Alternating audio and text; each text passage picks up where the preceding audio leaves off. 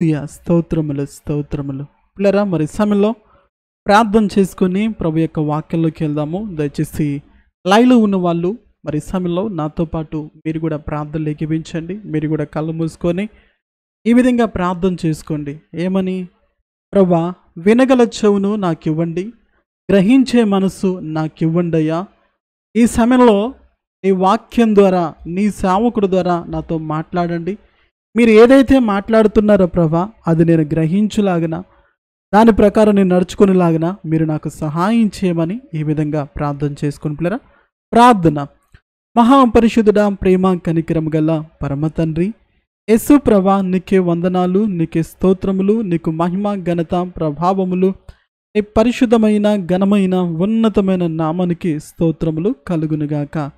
ప్రభా, ఈ సమయంలో ప్రతి ఒక్కరితో మీరు మాట్లాడమని ప్రార్థిస్తున్నాను. వినగల చెవును, గ్రహించే మనసు ప్రతి ఒక్కరికి ప్రసాదించబడుతున్నాను. ప్రభా, ప్రతి ఒక్కరు కూడా నీ వాక్యాన్ని ప్రేమించువారుగా, ప్రతి ఒక్కరు కూడా ప్రభా నీ మాటకు విధేయత చూపేవారుగా, నువ్వు చెప్తున్న మాటలకి లోబడేవారుగా మీ బిడ్డల్ని ఆ విధంగా సిద్ధపరచమని, ఆ విధంగా నడిపించమని ప్రార్థిస్తున్నాను. ప్రభా, ఈ సమయంలో ప్రకటిస్తుండగా మీరు నా నోటికి తోడే ఉండి మీ మాటలు అందరికి దయచేయమని ప్రార్థిస్తూ మమ్మల్ని మీ హస్తాలకు అప్పగించుకుంటూ యేసు నామంలో అడిగి వేడుకుంటూ పొందుకున్నాం పరమ తండ్రి. ఆమేన్, ఆమేన్. ఓకే, ప్రైజ్ లోపలరా దశ లైవ్లో ఉంటాం, ప్రయత్నించేయండి. మరి సమయంలో ప్రతి ఒక్కరు కూడా దేవుని యొక్క వాక్యాన్ని శ్రద్ధతో వినాల్సిందిగా మరి ప్రభునామంలో మనం చేస్తున్న పిల్లరా. సో దేవునికి, దేవుని వాక్యానికి సమయాన్ని ఇవ్వండి. మీరు మీ సమయాన్ని దేవునికి ఇస్తే దేవుడు మీ జీవితంలో తన అద్భుతమైన కార్యాలు జరిగిస్తాడు పిల్లరా. వాక్యము దేవుడై ఉన్నాడు, వాక్యము దేవుడై ఉన్నాడు. ఆ వాక్యానికి మనము చెవి యొగ్గితే, ఆ వాక్యానికి మనము చోటిస్తే దేవుడు తప్పకుండా మన జీవితంలో కూడా తన కార్యం జరిగిస్తాడు. దయచేసి పిల్లల లైవ్లో ఉండాల్సిందిగా ప్రభున. మీరు స్క్రీన్లో చూస్తున్నారు కదా, ఒక వ్యక్తి ఇత్తనాలు తీసుకొని ఆ విధంగా ఇత్తనాలు చల్లుకుంటూ వెళ్తున్నాడు. ఈరోజు ఇత్తు వాని ఉపమానము. ఈరోజు పిల్లరా, ఇత్తు వాని యొక్క ఉపమానము గురించి మనము చూద్దామన్నమాట. దయచేసి లైవ్లో ఉండడం ప్రయత్నించండి. లూకాసు సువార్త 8వ అధ్యాయము 5వ వచనం నుంచి చూద్దాం. లూకాసు సువార్త 8వ అధ్యాయం 5వ వచనం. ఇత్తువాడు తన ఇత్తనములు ఇత్తుడుకు బయలుదేరును. అతడు ఇత్తుచుండగా కొన్ని ఇత్తనములు త్రోవ పక్కను పడి తొక్కబడును గనుక ఆకాశ పక్షులు వాటిని మింగివేసెను. మరికొన్ని రాతి నేల మీద పడి మొలిచి చెమ్మలేనందున ఎండిపోయిను. మరికొన్ని ముళ్ళ పొదలో నడుమ పడిను. ముళ్ళ పొదలు వాటితో మొలిచి వాటిని అణిసివేసెను. మరికొన్ని మంచినేల పడిను, అవి మొలిచి నూరంతలుగా ఫలించెను. ఈ మాటలు పలుకుచు వినుటకు చెవిగలవాడు వినుగాక అని బిగ్గరగా చెప్పెను.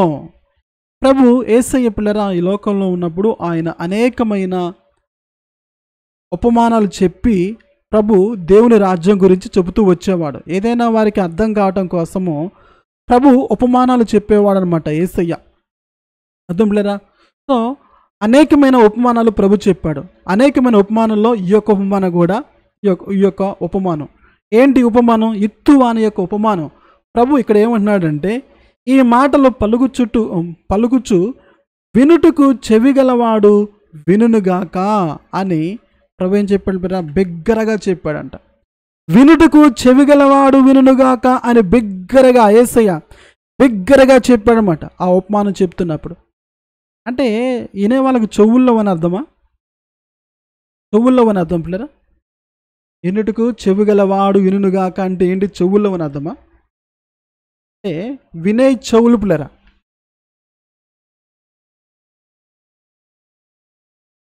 చెవులు అందరికీ ఉంటాయి, చెవులు అందరికీ ఉంటాయి, కానీ వినాలనే చెవులు కొందరికే ఉంటాయి. అర్థం పిల్లరా. దేవుని వాక్యం వినాలి, ప్రభు ఏం చెప్తున్నాడో ప్రభు మాటకి విధేయత చూపించాలి అనుకునే వాళ్ళు చెవులు కొన్నే ఉంటాయి. అలా అనుకునే వాళ్ళు కొంతమందిరే ఉంటారన్నమాట. కొంతమంది దేవుని యొక్క వాక్యానికి చోటివ్వరు, వాక్యం అంటే నిర్లక్ష్యం చేస్తూ ఉంటారు. అయితే పిల్లరా, ప్రభు ఇక్కడ ఇత్తు ఉపమానం గురించి చెప్పాడు. ఒక వ్యక్తి ఇత్తనాలు తీసుకొని బయలుదేరి వెళ్ళి ఇత్తనాలు ఎత్తుతున్నప్పుడు కొన్ని ప్లేసులలో పడ్డాయి. మొదటగా ఏ నేల పిల్లరా? త్రోవ పక్కన పడ్డాయి. కొన్ని ఎక్కడ పడ్డాయి? త్రోవ పక్కన పడ్డాయి. కొన్ని రాతి నేలలో పడ్డాయి. కొన్ని ముళ్ళ పొదలో పడ్డాయి. కొన్ని మంచి నేలలో పడ్డాయి. ఎన్ని ప్లేసులు? మొత్తం 4 ప్లేసులు అని చెప్పవచ్చు, లేదా 4 స్థలాలని చెప్పవచ్చు. పక్కన పిల్లరా 4 స్థలాలని చెప్పవచ్చు, 4 ప్లేసులు అని చెప్పవచ్చు, 4 చోట్ల పడ్డాయని చెప్పవచ్చు. అర్థమైంది పిల్లరా?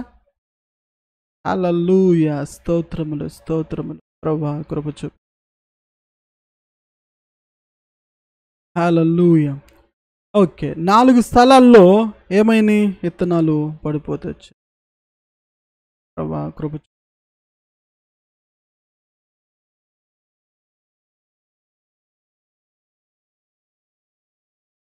హల్లెలూయా, స్తోత్రములు స్తోత్రం.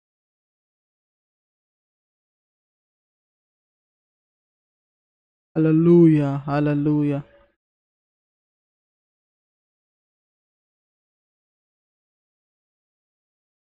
హల్లెలూయా. పిల్లలు లైన్లో ఉంటాం, ప్రయత్నించండి. హల్లెలూయా, స్తోత్రములు స్తోత్రం. హల్లెలూయా.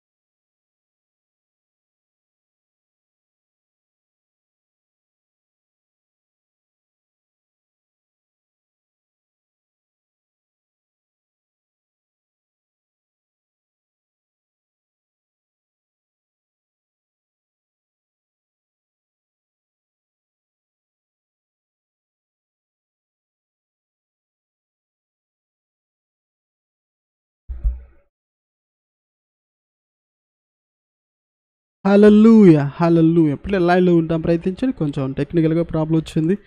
ఓకే, ప్రభు కృపను బట్టి వస్తున్న లైవ్. హల్లెలూయా.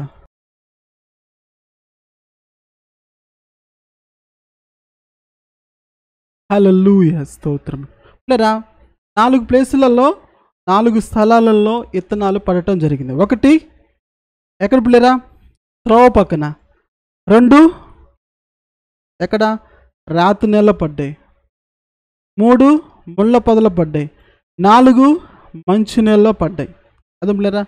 సో ఎందుకంటే ఇక్కడ విత్తనము ఏంటంటే పిల్లరా? దేవుని యొక్క వాక్యము. విత్తనం ఏంటి? విత్తనము దేనికి సాదృశ్యంగా ఉందంటే దేవుని వాక్యానికి సాదృశ్యంగా ఉన్నది. గుర్తుపెట్టుకోలేరా? ఇప్పుడు ఒక రైతు, అతనికి 50 ఎకరాలు పొలం ఉంది. ఎన్ని ఎకరాలు? 50 ఎకరాలు పొలం ఉంది. ఇప్పుడు 50 ఎకరాల్లో అతను విత్తనం వేయకుండా పంట వస్తుందంటారా? చెప్పండి పిల్లరా. 50 ఎకరాలు ఉన్నాయి. ఏ ఎకరంలో కూడా విత్తనం అన్నది వేయలేదు అన్న పిల్లరా. విత్తనం వేయకుండా అతనికి పంట వస్తుంది అంటారా? చెప్పండి. విత్తనం లేకుండా ఏదైనా పంట పండితే పిల్లరా, ఏ పంట అయినా కానీ మీరు ఏ పంటను చూడండి, రైతు పంట పండించాలంటే దానికి ఏముండాలి? విత్తనాలు ఉండాలి. అనుకు పిల్లరా. ఇప్పుడు వర్షాకాలం టైం వస్తుంది అనుకోండి, రైతులందరూ కూడా ఏం చేస్తారు? పొలాలు సిద్ధపరిచి విత్తనాలు తీసుకొచ్చి విత్తనాలు చల్లుతూ ఉంటారు. విత్తనం లేకుండా ఏ వ్యక్తి కూడా పంట పండించడం ఎలా అసాధ్యమో, అలాగే పిల్లరా వాక్యం లేకుండా ఏ వ్యక్తి కూడా ఆశీర్వదించబడటము అసాధ్యమే. ఒక వ్యక్తి తన జీవితంలో దేవుని వాక్యము లేకుండా ఆ వ్యక్తి దీవించబడలేడు, ఆశీర్వదించబడలేడు, స్వస్థత పొందుకోలేడు, దేవుని కార్యాలు తన జీవితంలో చూడలేడు. పిల్లరా, గుర్తుపెట్టుకోండి. అర్థమవుతుందా? ఎందుకంటే నువ్వు ఫలించాలి, నువ్వు ఆశీర్వదించబడాలి, నువ్వు దీవించబడాలి, దేవుని కార్యాలు నీ జీవితంలో జరగాలి అంటే నీలో ఏముండాలి? దేవుని వాక్యం అనే ఇత్తనము నీలో ఉండాలి. మొదటిగా ఇత్తనం లేకపోతే ఒక వ్యక్తికి 50 ఎకరాలు పొలం ఉన్నా కానీ ఏ విధంగా అయితే శూన్యమో, నీ జీవితంలో కూడా వాక్యం లేకపోతే ఎన్నున్నా కూడా వ్యర్థమే. కానీ ఈ రోజుల్లో చాలామంది కూడా పిల్లరా చేసే తప్పేంటి తెలుసా? వాక్యం అనే ఇత్తనాన్ని త్రోసివేస్తూ ఉంటారు. ఎందుకంటే అసలు వాళ్ళకి రావాల్సిన ప్రతిఫలము రావడానికి గల కారణము వాక్యమే. 50 ఎకరాలు పొలము కలిగిన రైతుకి పంట ఎలాగైతే రావాలో, దానికి రావటానికి విత్తనం ఎలాగ అవసరమో పిల్లరా, నీ జీవితంలో కూడా దేవుని కార్యాలు, దేవుని యొక్క ఆశీర్వాదాలు, దేవుని యొక్క దీవెనలు, నువ్వు దేవుని దగ్గర నుంచి ఏమైతే ఎక్స్పెక్ట్ చేస్తున్నావో అవి నువ్వు పొందుకోవాలంటే నీలో ఏముండాలి తెలుసా? వాక్యం అనే విత్తనం ఉండాలి. ఏముండాలి? వాక్యం అనే విత్తనం ఉండాలి. నీ హృదయంలో వాక్యం అనే విత్తనం ఉంటే నీ హృదయము నేల. దేవుని యొక్క వాక్యము విత్తనము, మన హృదయం ఏంటి? నేల. మన హృదయం ఏంటి పిల్లరా? నేల. ఏ విధంగా అయితే ఈ లోకంలో భూమి నేల, ఆ నేలలో విత్తనం వేసినప్పుడు పంట ఎలా వస్తుంది పిల్లరా? మన హృదయం అనే నేల మీద దేవుని యొక్క వాక్యాన్ని ఎత్తినప్పుడే, మన హృదయం అనే నేల మీద వాక్యాన్ని ఎత్తినప్పుడు పిల్లరా రేపు మన పంటని చూడగలుగుతాం. అంటే దేవుని యొక్క ఆశీర్వాదాన్ని మనం చూడగలుగుతాం అన్నమాట. ప్రభు ఈరోజు ఉపమానం చెప్పాడు, 4 విషయాలు చెప్పాడు. ఇలా చెప్పిన తర్వాత తన శిష్యులు వాటి యొక్క అర్థం ఏంటో అడుగుతారు. ఒకని పిల్లరా. సో 4 విషయాలు మనం చూస్తామన్నమాట. మొదటగా త్రవ్వ పక్కన పడిన వారు, తర్వాత ముళ్ళ పొదల పడిన విత్తనాలు చూద్దాం పిల్లరా. ఆ తర్వాత రాతి నేల మీద, ఆ తర్వాత మంచి నేల మీద. సో ఇక్కడ నేలలో చూద్దాం అనమాట. ఓకేనా? దేవుడు యేసయ్య ఈ ఉపమానం గురించి చెబుతూ వచ్చాడు. చూద్దాం.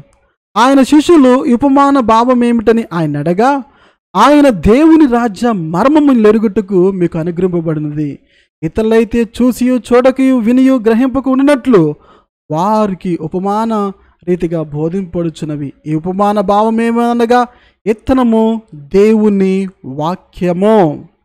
అదే పిల్లరా, ప్రభు చెప్పాడు లేదా? ఇత్తనం ఏంటి పిల్లరా? దేవుని వాక్యము. ఇత్తనం అంటే ఏంటి? వాక్యము. ఈ మాట్లాడిన ప్రియమైన సహోదరుడా, నీ దగ్గర ఇత్తనాలు ఉన్నాయా? నీ దగ్గర ఇత్తనాలు ఉన్నాయా? ఈరోజు నేను ఒక ప్రశ్న వేస్తున్నాను. ఇత్తనాలు, ఈ ఇత్తనాలు ఏ ఇత్తనాలు? దేవుని వాక్యమనే ఇత్తనాలు నీ హృదయంలో ఉన్నాయా? ఎవరి హృదయంలో అయితే దేవుని వాక్యమనే ఇత్తనాలు ఉంటాయి పిల్లరా, వారు ఫలిస్తాడు. అర్థమవుతుందా? నీ జీవితంలో ఫలాలు రావాలంటే, నీ జీవితంలో ఆశీర్వాదం రావాలంటే పిల్లరా, వాక్యమనే విత్తనాలు నీ హృదయంలో నాటబడాలి. ఇంతకీ నీ దగ్గర వాక్యమనే విత్తనాలు ఉన్నాయా? నీ హృదయంలో దేవుని వాక్యానికి చోటు లేకపోతే నీవు ఎప్పటికీ ఫలించలేవు. అర్థం పిల్లరా? ఇప్పుడు నీకు పొలం ఉంది, ఆ పొలంలో నీకు వరి పంట రావాలనుకుంటున్నావు, లేకపోతే ద్రాక్ష పంట రావాలనుకుంటున్నావు, లేకపోతే ఇంకేదన్నా పంట రావాలనుకుంటున్నావు. ప్రియమైన సహోదరుడా, ఆ పంట ధర నువ్వు లాభం పొందుకోవాలనుకుంటున్నావు. కానీ నువ్వు విత్తనం వేయకుండా నీకు లాభం వస్తుందా? నీకు రాబడి వస్తుందా? చెప్పండి. విత్తనం వేయకుండా రాబడి లాభం ఏ విధంగా అయితే రాదు పిల్లరా, నీ జీవితంలో కూడా దేవుని వాక్యం అనే విత్తనం లేకపోతే నీ జీవితంలో కూడా ఎప్పటికీ దేవుని యొక్క ఆశీర్వాదం నువ్వు చూడలేవు. మీకు తెలుసా పిల్లరా? వాక్యం ఎవరో తెలుసా? యేసయ్య. వాక్యం ఎవరు? ఆదియందు వాక్యముండును, వాక్యము దేవుడి యొద్దనుండు, ఆ వాక్యమే శరీరధారిగా కృపా సత్య సంపూర్ణుడిగా అని మధ్య నివసించును అని యోహాను సువార్తలో రా. వాక్యం ఎవరు పిల్లరా? యేసయ్య. నీ హృదయంలో యేసయ్యకు చోటు లేకపోతే నీ జీవితంలో ఎప్పటికీ దేవుని కార్యాలు జరగవు. ప్రియమైన సహోదరుడా, యేసయ్య నీ హృదయంలో ఉన్నాడా? ఒకవేళ నీ హృదయంలో యేసయ్య లేకపోతే, వాక్యం అనే యేసయ్య లేకపోతే నీ హృదయంలో, నీ జీవితంలో ఎప్పటికీ దేవుని కార్యాలు నువ్వు చూడలేవు. చాలామంది జీవితాల్లో కూడా ప్రభు వారి హృదయంలో లేకుండా ప్రభుని బయట ఉంచి హృదయంలో ఉండకూడని వాటిలన్నీ కూడా ఉంచుకొని ప్రభా నన్ను దీవించు, ప్రభా నన్ను స్వస్థపరచు, ప్రభా నా జీవితాన్ని మార్చు అని ఏడుస్తుంటారు, కన్నీళ్లు కారుస్తుంటారు, ఉపవాసం ఉంటారు, అక్కడికి ఇక్కడికి పరిగెత్తుతూ ఉంటారు. అక్కడికి వెళ్తే ఏదో జరిగిద్ది, ఇక్కడికి వెళ్తే ఏదో నా జీవితంలో జరిగిద్ది అనుకొని అక్కడికి ఇక్కడ పరిగెత్తుతుంటారు. వారి జీవితంలో ఏమీ జరగపోక లాస్ట్కి దేవుడి మీద విరక్తి చెందిన వాళ్ళు అనేకులు ఉన్నారు. విరక్తి చెందటమే కాదు, యేసు ప్రభుని దూషించిన వాళ్ళు, యేసు ప్రభు మీద నేరాలు మోపిన వాళ్ళు, యేసు ప్రభుని తిట్టిన వాళ్ళు కూడా అనేకులు ఉన్నారు. యేసు ప్రభు నమ్ముకున్నా నా జీవితంలో ఏమి జరగలేదు అని యేసు ప్రభుని వదిలి వెళ్ళిపోయిన వాళ్ళు కూడా అనేకులు ఉన్నారు. ఎందుకని వారి జీవితంలో ఎలా జరిగిందంటే ఎవరి తప్పు? దేవుడిదా? యేసయ్య తప్పుదా? యేసయ్య తప్పు పిల్లలు చెప్పండి. ఎవరి తప్పు? మనిషిదే. వాక్యానికి చోటైతే ఇవ్వలేదు, కానీ లోకంలో ఉన్న వాటికి చోటిచ్చారు. అర్థంలేరా? నువ్వు నీ హృదయంలో దేవుని వాక్యం అనే విత్తనం లేకపోతే ప్రియమైన సహోదరుడా నీ జీవితంలో ఆశీర్వాదము ఉండదు. పిల్లరా, ఈ సమయంలో దేవుడు నీ హృదయంలో వాక్యం అనే విత్తనాన్ని ఎత్తడానికి ఇష్టపడుతూ ఉన్నాడు. నువ్వు వాక్యం అనే విత్తనాన్ని నీ హృదయంలో నాటుకుంటే ఈరోజు రానున్న దినాల్లో నీ జీవితంలో ఫలాలు చూస్తావు.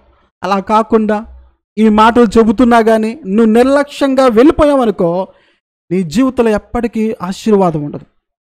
అలా చెబుతున్నప్పుడు ఒక దేవుని సేవకుడిగా దేవుడు వాక్యాన్ని నువ్వు నిర్లక్ష్యం చేసి వెళ్ళిపోతే నీ జీవితంలో ఎప్పటికీ ఆశీర్వాదం ఉండదు. ఎందుకంటే ఇత్తనాన్ని నువ్వు త్రోసివేస్తున్నప్పుడు నీ హృదయం అనే నేల మీద ఇత్తనాన్ని దేవుని సేవకుడు ఎత్తుతుంటాడు. వాక్యం అనే ఇత్తనాన్ని హృదయంలో దేవుని సేవకుడు ఎత్తుతా ఉంటాడు. పిల్లరా, ఆ వాక్యం అనే ఇత్తనాన్ని హృదయంలో నాటబడకుండా నువ్వు పక్క వెళ్ళిపోతే నీకు ఎలా ఆశీర్వాదం వస్తుంది? ఎలా దేవుని కార్యం చూడగలుగుతావు? చూద్దాం. ఇప్పుడు ఇత్తు అనే ఉపమానం మనం చూసినట్టు పిల్లరా ప్రభు చెప్తున్నాడు. మత్తయి సువార్త 13వ అధ్యాయంలో మనం చూసినట్లయితే ఎవడైనా రాజ్యమును గురించి వాక్యం ముందురు కానీ గ్రహింప ఉండగా దుష్టుడు వచ్చి వారి హృదయంలో ఎత్తబడిన దాన్ని ఎత్తుకొని పోను. త్రోవ పక్కన పడిన వాడు ఇతడే. అంటే యేసు ప్రభు 4 విషయాలు చెప్పాడు. 1 త్రోవ పక్కన పడిన వారు, 2 రాతి నేల పడ్డవారు, 3 ముళ్ళ పొదల పడ్డవారు, 4 మంచి నేలలో ఎత్తబడిన విత్తనాల గురించి చెప్పడం జరిగింది పిల్లరా. సో మొదటిగా ప్రభు చెబుతా ఉన్నాడు ఈ దేని గురించి? త్రోవ పక్కన పడిన వారి గురించి యేసయ్య చెబుతా ఉన్నాడు. ఏం చెప్పాడు? ఎవడైనా రాజ్యము గురించి వాక్యము వినియు గ్రహింపక ఉండగా దుష్టుడు వచ్చి వాని హృదయంలో ఎత్తబడినని ఎత్తుకొని పోవును. వాక్యం వినటమే కాదు పిల్లరా, ఆ వాక్యాన్ని గ్రహించాలి. వాక్యం విన్నారు చాలామంది, కానీ గ్రహించట్లా. ఎప్పుడైతే గ్రహించట్లేదో ఒక మనిషి పిల్లరా ఆ ఎత్తబడిన వాక్యాన్ని సాతానుగాడు వచ్చంట ఏం చేస్తున్నాడు? ఎత్తుకొని పోయాడంట. ఏం ఎత్తకపోయాడు పిల్లరా? వాక్యాన్ని ఎత్తకపోతున్నాడు. తెలుసా? ఈ టైంలో కూడా చాలామంది కూడా వాక్యాన్ని వినట్లేదు. సాతానుగాడు వచ్చి అమ్మ ఎందుకమ్మా వాక్యం వింటావు? ఏముంది వాక్యం? ఏదైనా సినిమా చూడరాదా? సీరియల్ చూడరాదా? ఏముందమ్మా వాక్యం అలాగే చెప్తుంటాడు. లాస్ట్లో ప్రార్థన చేస్తాడు. ఆ ప్రార్థనలో చేకపించు, వాక్యం వినొద్దు, ఈ లోపల ఏదైనా చూడు, యూట్యూబ్లో వీటిలో ఏదైనా చూడని సాతానుగాడు నీ డైవర్ట్ చేస్తూ ఉంటాడు. ఎందుకో తెలుసా? నువ్వు వాక్యం వింటే నీ బ్రతుకు మారిద్ది. వాక్యం ఉంటే నీ కష్టాలు తొలగిపోతాయి. వాక్యం ఉంటే నీ సమస్యలకు పరిష్కారం దొరికిద్ది. వాక్యం ఉంటే నీ జీవితం కట్టబడిద్ది. ఏ వాక్యము నీ జీవితాన్ని మార్చిద్దో, ఏ వాక్యము నీ బ్రతుకును మార్చిద్దో, ఏ వాక్యము నీకు స్వస్థత ఇచ్చిద్దో, ఏ వాక్యము నీకు ఉద్యోగం వచ్చే విధంగా చేసిద్దో, ఏ వాక్యము నీ జీవితాన్ని కట్టుకునే విధంగా చేసిద్దో, ఏ వాక్యమును ఆశీర్వదించబడే విధంగా చేసిద్దో ఆ వాక్యమే వెనుకుండా సాతానుగాడు చేసే ప్రయత్నం. ప్రియమైన సహోదరా తెలుసా? నువ్వు వాక్యం వింటే నీ బ్రతుకు మారిద్ది. వాక్యం వింటే నీ జీవితం మారిద్ది. వాక్యం వింటే నీ భర్త మారుతాడు. వాక్యం వింటే నీ కుమారుడు మారుతాడు. వాక్యం వింటే నీ కుమార్తె మారుద్ది. తెలుసా? వాక్యంలో శక్తి ఉంది. వాక్యము దేవుడే ఉన్నాడు. అందుకే ఆ వాక్యమే నేను వినకుండా సాతానుగాడు నీకేదో ఒక పని పెడతా ఉంటాడు, ఏదో ఒక ఆలోచన పెడతా ఉంటాడు, ఎక్కడికో ఒక చోటుకు నడిపిస్తూ ఉంటాడు వాక్యం వినకుండా. తెలుసా ప్రియులారా? వాక్యం వినకుండా దుష్టుడైన సాతాను నిన్ను దేవునికి దూరం చేయడమే వాడి పని అనమాట. అందుకే పిల్లరా చాలామంది జీవితంలో దేవుని కార్యాలు జరగకపోవడం గల కారణం ఏంటో తెలుసా? ప్రభు నమ్ముకుంటారు కానీ వారి జీవితంలో దేవుని కార్యాలు ఉండవు. ప్రభు నమ్ముకుంటారు, దేవుని ఆశీర్వాదాలు వారు చూడరు. ప్రభు నమ్ముకుంటారు, వారి జీవితంలో జరగాల్సిన కార్యాలు జరగవు. ప్రభు నమ్ముకుంటారు, అయినా కానీ వారి జీవితంలో కష్టాలు, దుఃఖాలు, బాధలు, వేదనలు ఇవన్నీ కూడా వాళ్ళు వెంటాడుతూ ఉంటాయి. మా జీవితంలో ఉన్న సమస్యలు తొలగిపోవట్లేదే, మాకు ఇంకా దేవుని ఆశీర్వాదం లేదే, దేవుని కార్యాలు మా జీవితంలో జరగట్లేదని చాలామంది కూడా బాధపడుతున్న వాళ్ళు కూడా అనేకులు ఉన్నారు. తెలుసా? ఆల్రెడీ కొంతమంది ఈ లైలోంచి వెళ్ళిపోతున్నారు. ఎందుకో తెలుసా? సాతాను గాడు వాళ్ళని నడిపిస్తూ ఉన్నాడు. ఈ లైలో ఉండొద్దు, నువ్వు ఉండొద్దు. ఎందుకని? వింటే వాళ్ళ జీవితాలు మారతాయి. వింటే వాళ్ళ జీవితాలు మారతాయి పిల్లరా. నువ్వు వింటే ప్రేమైన సహోదరి సహోదరుడా, నీ జీవితం మారిద్ది. వింటే నీ సమస్యలు తొలగిపోతాయి. దేవుని మాటలు వింటే నీ బ్రతుకు మారిద్ది. వింటావా దేవుని మాటలు? లేకపోతే త్రోసివేస్తావా? వాక్యమైన దేవుని మాటలు నువ్వు గ్రహించకపోతే సాతానుగాడు ఏం చేస్తాడంట? గ్రహిస్తాడంట. పిల్లరా, త్రోవ పక్కబడిన వాడు గురించి ప్రభు చెప్తున్నాడు. ఎవడైనా రాజ్యము గురించి వాక్యం వినియు గ్రహింపక ఉండగా దుష్టుడు వచ్చి వాని హృదయంలో ఎత్తబడిన దాన్ని ఎత్తుకొని పోవును. పిల్లరా, సాతానుగాడు వచ్చి అంటే ఏం ఎత్తకపోతున్నాడంట? ఏం ఎత్తకపోతున్నాడు పిల్లరా? సాతానుగాడు వచ్చి ఏం ఎత్తకపోతున్నాడు? వాక్యం ఎత్తకపోతున్నాడు. ఎప్పుడైనా ఆలోచించారా? ఇప్పుడు పిల్లరా, మీరు వాక్యం వింటున్నారు. ఈ వాక్యాన్ని తర్వాత అయిపోయిన తర్వాత, అమ్మా పాస్టర్ గారు ఏం వాక్యం చెప్పాడంటే, బాగా చెప్పాడండి. అవునమ్మా బాగా చెప్పాడంటున్నారు కదా, ఏం చెప్పారు? ఏమర్థమైంది నీకు అన్నారనుకోండి. ఏదో చెప్పాడండి, సరిగా వినలేదండి, మళ్ళీ వింటాలే అంటారు. ఏమంటారు? వాక్యం అయిపోయిన అంత తర్వాత, అమ్మ పాస్టర్ గారు ఏం చెప్పాడు, లేకపోతే నేను అడిగాను అనుకోండి, అమ్మ ఏం విన్నావు, ఏం అర్థమైంది నీకు అన్నా అనుకోండి. ఏదో అర్థమైందిలేండి, ఏదో అదేదో చెప్పారండి, ఇత్తనాల గురించి చెప్పారండి, ఆ ఇత్తనాలు అన్నారు, అదన్నారు, ఇదన్నారు, నాకేం అర్థం కాలేదండి. అవునా? గంట సేపు చెప్పే ప్రసంగంలో ఆమెకు ఒక్క ముక్క కూడా అర్థం కాలేదంట. ఒక్క ముక్క కూడా అర్థం కాలేదంటారు. ఎందుకని? వాక్యాన్ని గ్రహించలేదు కాబట్టి. ఏ వ్యక్తి అయితే పిల్లరా గ్రహించడో ఎత్తుతున్నాడు. ఎందుకంటే దేవుని సేవకులైన మేము మీలో ఇత్తనాలు పిల్లరు, అంటే మీలో పంట రావాలంటే, మీరు ఫలించాలంటే వాక్యం అనే విత్తనాన్ని మీ హృదయంలో నాటాలి. ఆ వాక్యాన్ని విత్తనాన్ని నాటినప్పుడు మీలో ఫలాలు వస్తాయి పిల్లరా, మీరు ఆశీర్వదించబడతారు. అయితే మీరు ఆ వాక్యాన్ని గ్రహించకపోతే ఏమైందంటే సాతానుగాడు వచ్చి మీ హృదయంలో ఎత్తబడిన ఆ వాక్యాన్ని ఎత్తుకొని పోతాడనమాట. వాక్యాన్ని ఎందుకు ఎత్తుకుపోవాలి పిల్లరా? ఆలోచించండి ఒకసారి. సాతానుగాడు వస్తున్నాడంట. సాతానుగాడు వచ్చి దేన్ని ఎత్తకపోతున్నాడు? ఇప్పుడు వాక్యం వింటున్నావు. ఇప్పుడు సాతానుగాడు నీ దగ్గరకు వచ్చాడు ఆల్రెడీ. తెలుసా పిల్లరా? ఈ వాక్యం వింటున్నప్పుడు అందరి దగ్గర కూడా సాతానుగాడు వచ్చాడు. ఇప్పుడు వాక్యం నేను చెబుతున్నాను అనుకో, నా దగ్గర కూడా వస్తాడు. నేను వాక్యం చెప్పకుండా నాకేదో ఆటంకాలు తీసుకొస్తా ఉంటాడనమాట. మీరు వాక్యం వింటున్నప్పుడు వాక్యం వినకుండా మీకు కూడా ఏదో ఒక సమస్యలను, ఏదో ఒక ఆలోచనలు, ఏదో ఒక పనులు మీకు కల్పిస్తూ ఉంటాడు పిల్లరా. ఒకవేళ వాక్యం విన్నా కానీ గ్రహించకుండా చేస్తాడు. మీరు ఒక పక్క వాక్యం వింటారు, మీ ఆలోచన అంతా ఎటో పోతూ ఉంటుంది. చర్చిలో అయితే కూర్చుంటారు, వాక్యం అయితే వింటూ ఉంటారు, ఇయర్ ఫోన్స్ పెట్టుకోను మీరు వాక్యం వింటూ ఉంటారు, కానీ మీ ఆలోచన ఎటో వెళ్ళిపోతూ ఉంటుంది. మీ ఆలోచన పనుల మీదకో, మీ ఆలోచన మీ భర్త మీదకో, మీ ఆలోచన మీ బిడ్డల మీదకో, మీ ఆలోచన మీద సమస్యల మీదకో వెళ్ళిపోతూ ఉంటుంది. ఎందుకో తెలుసా? మీరు గ్రహించకుండా ఉండాలనేది సాతానుగాడి ఉద్దేశం. మీరు ఎప్పుడైతే ఆ విధంగా గ్రహించుకొని ఉంటారు పిల్లరా, దుష్టుడు వచ్చి వాని హృదయంలో ఎత్తబడిన దాన్ని ఎత్తుకొని పోవును. ఏం ఎత్తుకొని పోతున్నాడు పిల్లరా? సాతానుగాడు వాక్యాన్ని ఎత్తకపోతున్నాడు. ఎందుకని? వాక్యం ఎందుకు ఎత్తకపోవాలి పిల్లరా? ఎప్పుడైనా ప్రశ్న వేసుకున్నారా? సాతాను వచ్చి ఎందుకు వాక్యాన్ని ఎత్తకపోతున్నాడు? ఒక వ్యక్తి వాక్యం వింటున్నప్పుడు ఆ వాక్యాన్ని ఎందుకు ఎత్తకపోతున్నాడు పిల్లరా? ఎప్పుడైనా మీకు ప్రశ్న అన్నది వచ్చిందా? సాతాను వస్తున్నాడు, వచ్చి వాక్యం ఎత్తకపోతున్నాడంట. ఎందుకని? సాతానుగాడు వచ్చి ఇంకేదైనా మనకి ప్రాబ్లం పెట్టవచ్చు కదా, అలా పెట్టకుండా నువ్వే వాక్యం అయితే ఉన్న ఆ వాక్యాన్ని ఎత్తపోతున్నాడు. పిల్లరా, బైబిల్ చదువుతున్నప్పుడే నిద్ర వస్తుంది, అదేనా? వాక్యం వింటున్నప్పుడే నిద్ర వస్తుంది. కొంతమందికి అసలు నిద్రే రాదు.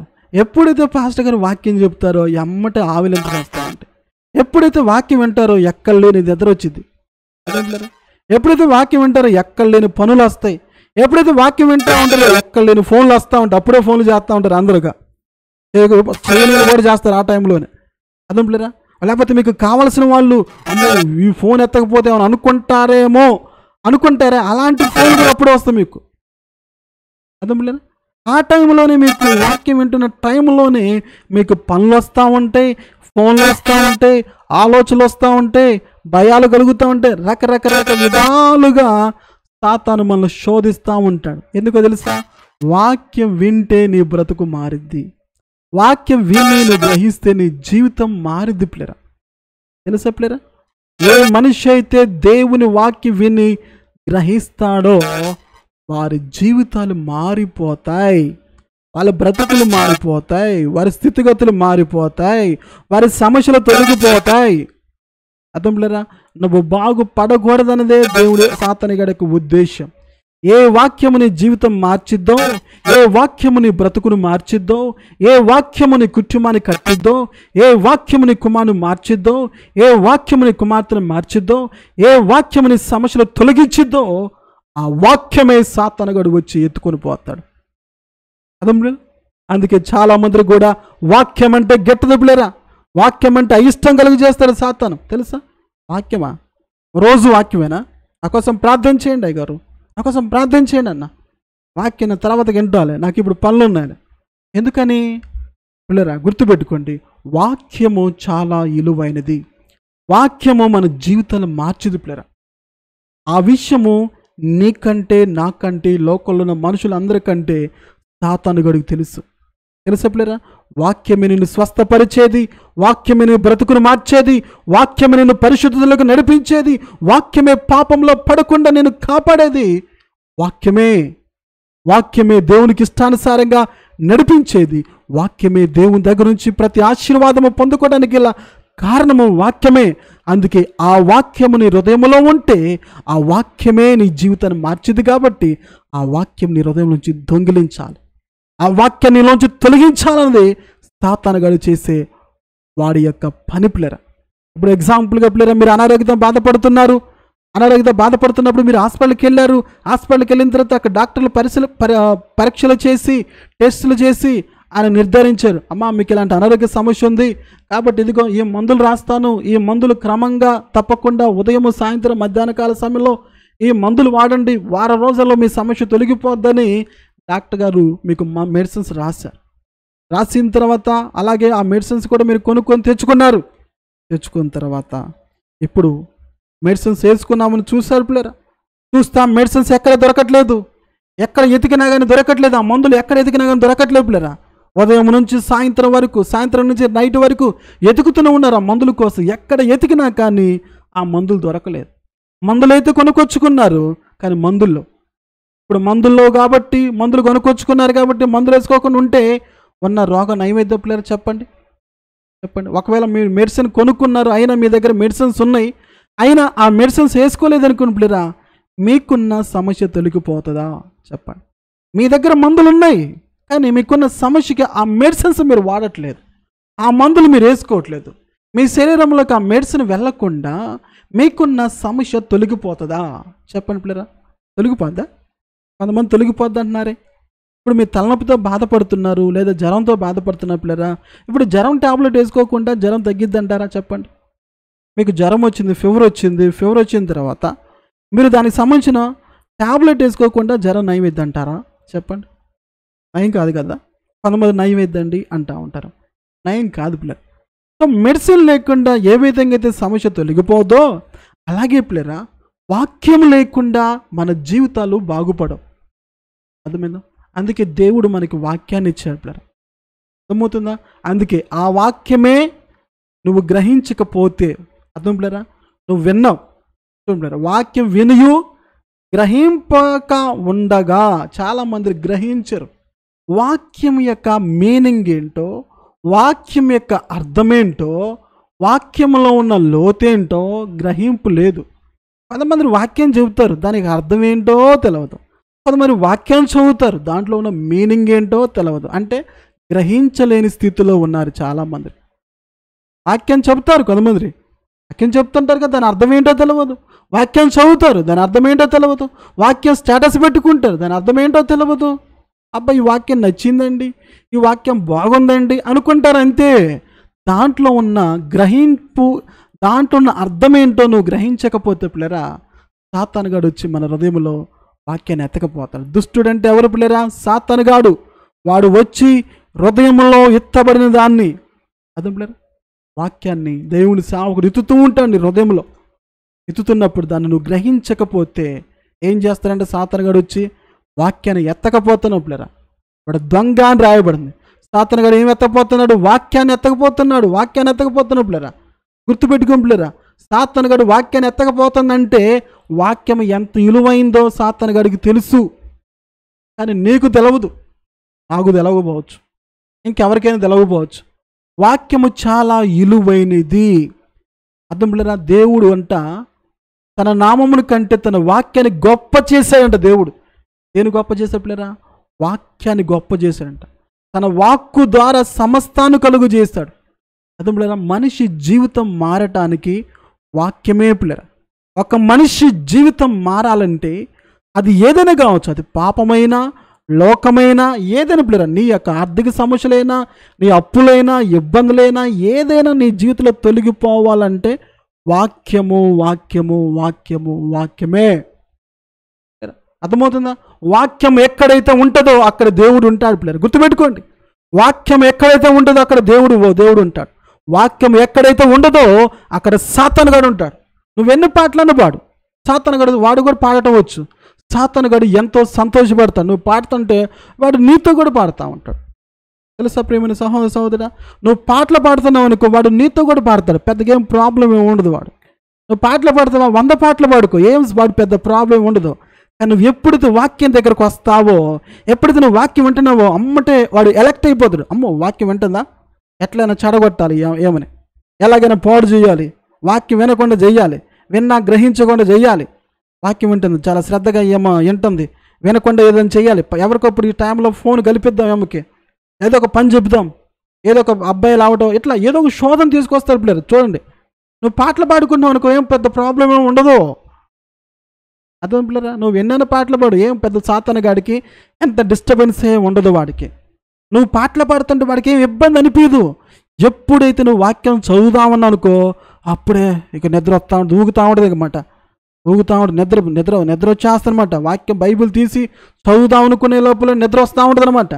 నువ్వు వాక్యం వింటున్నావు అనుకో, అప్పుడే నీకు లేనిపోయిన ఆలోచనలు వస్తూ ఉంటాయి, ఎక్కడెక్కడో గుర్తు వస్తూ ఉంటాయి, ఎప్పుడో ఎవరు చేయలేని ఫోన్లు కూడా అప్పుడే వస్తూ ఉంటాయి పిల్లరా.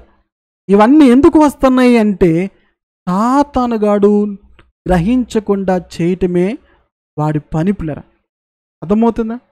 సాతానుగాడు గ్రహించకుండా చేయటమే వాడి యొక్క ముఖ్య ఉద్దేశం పిల్లరా. ఇప్పుడు ఈ వాక్యం చెబుతున్నప్పుడు కూడా నాకు ఎన్నో ఇబ్బందులు తీసుకొస్తా ఉన్నాడు. ఈ యొక్క లైవ్ సరిగా రాకుండా ఆటంకాలు వస్తూ ఉన్నాయి. ఎందుకో తెలుసా పిల్లరా? ఇప్పుడు నేను వాక్యం చెబుతున్నాను మీకు, ఈ వాక్యం చెబుతున్న సందర్భంలో సాతానుగాడు కూడా శోధనలు తీసుకొస్తా ఉన్నాడు. ఎందుకంటే వాడి గురించే కదా చెప్పేది, వాడి గురించే కదా ప్రభా కృప చూపించిన ప్రతి అడ్డులు ఆటంకాలన్నీ కూడా నా జన యేసు శక్తిగల నామంలో తొలగిపోనుగాక. ప్రతి అపవాది క్రియలన్నీ కూడా యేసు నామంలో ఇప్పుడే లయపరచబడునుగాక. పిల్లలు లైవ్లో ఉంటాం, ప్రయత్నించండి. ఎందుకంటే దుష్టుడైన సాతానుగాడు వాక్యం వినకుండా చేయడం ప్రాముఖ్యం పిల్లలు. ఎందుకంటే వాడి గురించి చెబుతున్నప్పుడు వాడికి ఎప్పటికి ఇష్టం ఉండదు. అర్థమవుతుందా? వాడి గురించి చెబుతుంటే వాడు లైవ్ సరిగా రానికుండా, మీరు వినకుండా వాడు చేయటమే వాడి యొక్క ముఖ్య ఉద్దేశం పిల్లరా. అర్థమవుతుందా? వాడి గురించి చెబుతున్నప్పుడు సాతానుగాడు వాడికి ఇష్టం ఉండదన్నమాట. ఇదంతా నా గురించి చెబుతున్నారు, నేను చేసే కథలని చెబుతున్నారు, నేను ఏ విధంగా అయితే ప్రజలను మోసం చేస్తున్నాను, ఏ విధంగా వాళ్ళని మభ్యపెడుతున్నాను, ఏ విధంగా వారిని నష్టపరుస్తున్నాను, వాళ్ళ జీవితాలు పాడు చేస్తున్నాను అని నా గురించి చెబుతున్నాడు ఇతనని వాడు కూడా కొన్ని ఇబ్బందులు కలుగు చేస్తామన్నమాట ఈ సమయంలో లైవ్ రాకుండా. ఒకంలేరా. సో మొదటగా త్రోవ పక్కన పడిన వారు ఎవరంటే వాక్యం విని గ్రహింపకుండా ఎవరైతే ఉంటారో, దుష్టుడొచ్చి వాక్యాన్ని ఎత్తుకుపోతాడో వారనమాట. సో ఈ వీరిలో ఏముంది? త్రోవ పక్క పడ్డారు. ఇప్పుడు త్రోవ పక్కబడిన వారు వీళ్ళే, అంటే వీళ్ళేమీ ఫలించబడలేదు. ఓకేనా? సో మొదటి కేటగిరీ ఎవరంటే గ్రహించలేని స్థితిలో ఉన్నవారు, వారిలో ఆశీర్వాదం అనేది ఉండదు. ఓకేనా? సో దేవుని కార్యాలు వారి జీవితంలో జరగలేదు. ఎవరు? గ్రహించకుండా ఉన్నవాళ్ళు. వాక్యం విన్నారు కానీ వారు గ్రహించలేదు కాబట్టి దుష్టుడైన సాతానుగాడు వచ్చి ఆ వాక్యాన్ని ఎత్తుకుపోయాడన్నమాట. అర్థంలేరా? వాక్యం వినలేదా? విన్నారు, కానీ ఏం సుఖం చెప్పండి గ్రహించకపోతే? అర్థం పిల్లరా, గ్రహించాలి. గ్రహింపు లేకపోతే ఉపయోగం ఉండదు. వాక్యము నువ్వు ఉదయం నుంచి సాయంత్రం వరకు విన్నా, రాత్రి పగలు వాక్యం విన్నా, నువ్వు ఆ వాక్యాన్ని గ్రహించకపోతే ఏం ఉపయోగం ఉండదు. ఒకవేళ నువ్వు బైబిల్ చదివావు, 10 అధ్యాయాలు చదివావు, 10 అధ్యాయాలు చదివినా కానీ దాంట్లో నీకు సారం ఏంటో, ఆ అధ్యాయంలో ఉన్న దేవుడు ఏం చెప్పాడో ఆ ఉద్దేశం ఏంటో నువ్వు గ్రహించకపోతే ఏమి ఉపయోగం ఉండదు పిల్లలు. అర్థమైనా? అది నువ్వైనా నేనైనా ఎవరమైనా కానీ ఎంత విన్నామని కాదు, నువ్వు గ్రహించాలి. ప్రాముఖ్యంగా వాక్యాన్ని నువ్వు గ్రహించకపోతే వేస్ట్. రోజు వాక్యం వినొచ్చు, అట్లని వినకూడదని నా ఉద్దేశం కాదు. వినాలి, కానీ అన్నిటికంటే ప్రాముఖ్యంగా గ్రహించాలి. అందుకే ప్రభువుని అడగాలి. వాక్యం వినేప్పుడు కావచ్చు, వాక్యం చదివేవాడు కావచ్చు, ప్రభా నీ వాక్యాన్ని గ్రహించే మనసు నాకు ఇవ్వండి, గ్రహించే ఆత్మ నాకు ఇవ్వండి అయ్యా, నీ వాక్యాన్ని గ్రహించగల కృప నాకు ఇవ్వండి ప్రభా, నా నేత్రాలు తెరవండి అని అడగాలి పిల్లలు. అదే పిల్లలు గ్రహించాలి. నువ్వు గ్రహించకపోతే ఏం సుఖం చెప్పండి? గ్రహిస్తున్నారా వాక్యాన్ని? ప్రియమైన సహోదరి నువ్వు వాక్యాన్ని గ్రహిస్తున్నావా? గ్రహించాలి. గ్రహించకపోతే దుష్టుడు నీ దగ్గరకు వస్తాడు. వచ్చిన సంగతి కూడా నీకు తెలవదు, నాకు తెలవదు. దాన్ని ఎత్తుకుని పోతాడు, నీ హృదయం నుంచి దాన్ని తీసేస్తాడు. సో ఫస్ట్ కేటగిరీ, గ్రహించకుండా ఎవరైతే ఉంటారో వారి జీవితంలో ఫలాలు ఉండవు. గుర్తుపెట్టుకోండి పిల్లరా. వీళ్ళు చర్చికి వెళ్తారు, వాక్యం వింటారు, అన్ని చేస్తారు, కానీ గ్రహింపు ఉండదు. గ్రహింపు లేని వాళ్ళు కూడా ఆశీర్వాదం ఉండదు. అంటే చర్చికి వెళ్తారు, ఉపవాసం చేస్తారు, ప్రార్థన చేస్తారు, అన్ని చేస్తారు, కానీ వీరు ఏముండదంటే గ్రహింపు వీరిలో లేదు. కాబట్టి వీరి జీవితంలో ఆశీర్వాదం లేదు. అర్థం లేదు. వాక్యం వినట్లేదా? వింటున్నారు, మరి గ్రహించట్లేదు కాబట్టి. అర్థం లేదా? అందుకే నువ్వేం వింటున్నావో వాక్యం విన్నప్పుడు చాలా కేర్ తీసుకోవాలి. నువ్వు వాక్యం గంట వింటావా? ఆ గంట సేపు వాక్యం మీదనే నీ మనసు పెట్టు, వాక్యం మీదనే నీ దృష్టి పెట్టు. అర్థం లేదా? అందుకే చాలామంది కూడా వాక్యం వినేప్పుడు ఆ పనులు ఈ పనులు చేసుకుంటారు. లేదా నీకు ఎన్ని పనులున్నా ఏదున్నా కానీ కొంత సమయము దేవునికి ఇవ్వండి. అందుకే నేను ఎప్పుడు చెప్తున్నమాట, వాక్యం అంటే దేవుడు కాబట్టి దేవుడు మనతో ఏం మాట్లాడుతున్నాడు అన్నదానికి కొంత సమయము దేవునికి ఇస్తే, ఆ వాక్యాన్ని గ్రహిస్తే నీ జీవితం మారిపోద్ది అన్నమాట. నీకు జ్ఞానం కలిగిద్ది. దేవుడు ఏం చెప్పాడో నీకు అర్థమైపోద్ది. ఈ దేవుడు ఏం చేయమన్నాడో నువ్వు గ్రహిస్తావు. అప్పుడు నీ స్థితిగతులు అన్నీ కూడా మారిపోతాయి. అర్థమైపోలేరా? అందుకే వాక్యం వినేప్పుడు కొన్ని జాగ్రత్తలు తీసుకోవాలి. మళ్ళా చెబుతుంటారా, వాక్యం వినేప్పుడు కొన్ని జాగ్రత్తలు తీసుకోవాలి. ఇప్పుడు నేను కూడా వాక్యం చెప్పేవాడు కొన్ని జాగ్రత్తలు తీసుకుంటాను. ఎలాంటి డిస్టర్బెన్స్ లేకుండా, ఎలాంటి ఆటంకం లేకుండా, సో ఇంటర్నెట్ కానీ ఏమైనా ప్రాబ్లం రాకుండా మ్యాక్సిమం నేను చేయాల్సిన పనులన్నీ కూడా చూసుకుంటాను అనమాట. సో నాకు పిల్లలు ఉంటారు, వాళ్ళు కూడా ఎలాంటి డిస్టర్బెన్స్ చేయకుండా, సో నేను కూడా చాలా కేర్ తీసుకుంటాను అనమాట. ఎలా పడితే అలా ఉంటే వాక్యం నేను చెప్పను, ఎందుకంటే వాక్యము చాలా విలువైంది. అర్థం లేదా?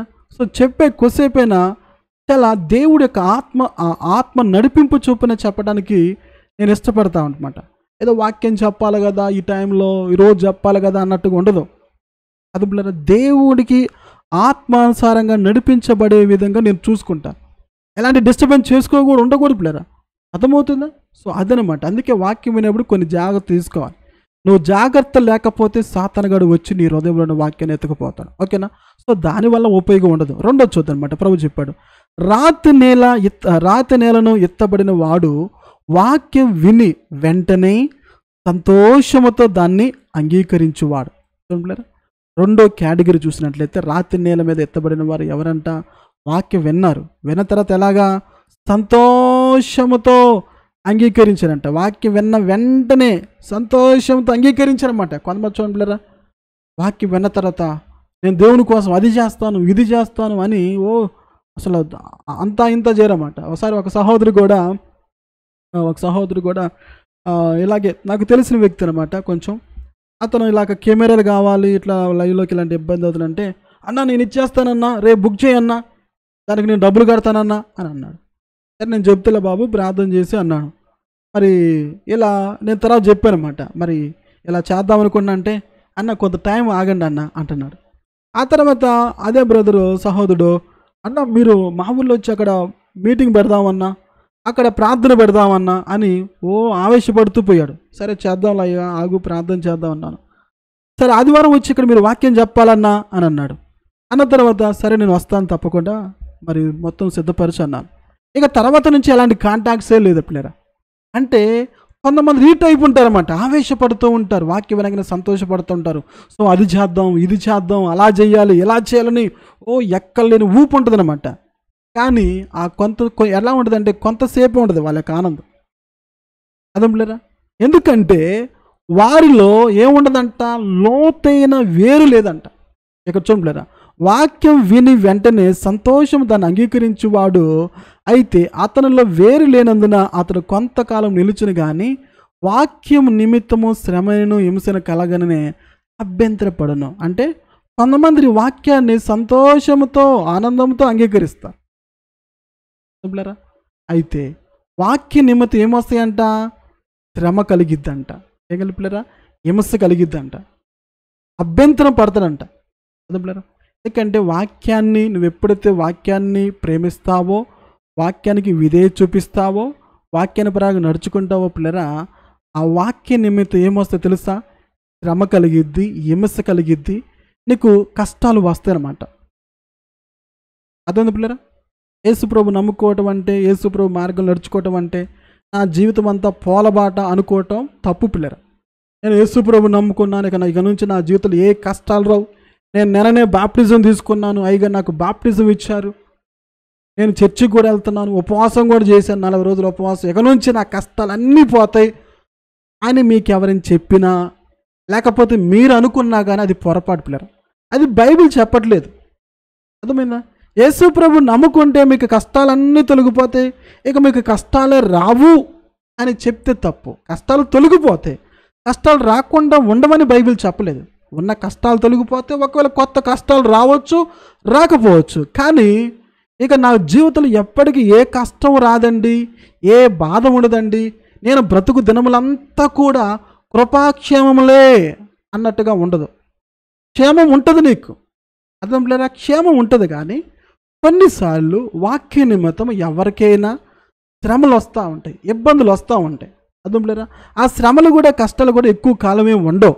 కానీ అటువంటి టైంలోనే మనకేమైందంటే మనం అభ్యంతర పడతాం. అర్థం లేదా, అభ్యంతర పడతాం. ఇదేంటి, యేసు ప్రభుని నమ్ముకుంటే నాకెందుకు ఈ అనారోగ్య సమస్యలు వచ్చాయి, యేసు ప్రభుని నమ్ముకుంటే నా కుటుంబంలోనే ఇటువంటి కష్టాలు వస్తున్నాయేంటి, యేసయ్యను నమ్ముకుంటే నా జీవితంలో ఈ అనారోగ్య సమస్యలేంది, ఈ అప్పుల బాధలేంది, ఈ నిందలేంది, నా బిడ్డలు ఎలా తయారైంది, నా భర్త ఎలా తయారయ్యాడేంటి అన్న సమస్యలు మనకి వస్తూ ఉంటాయి.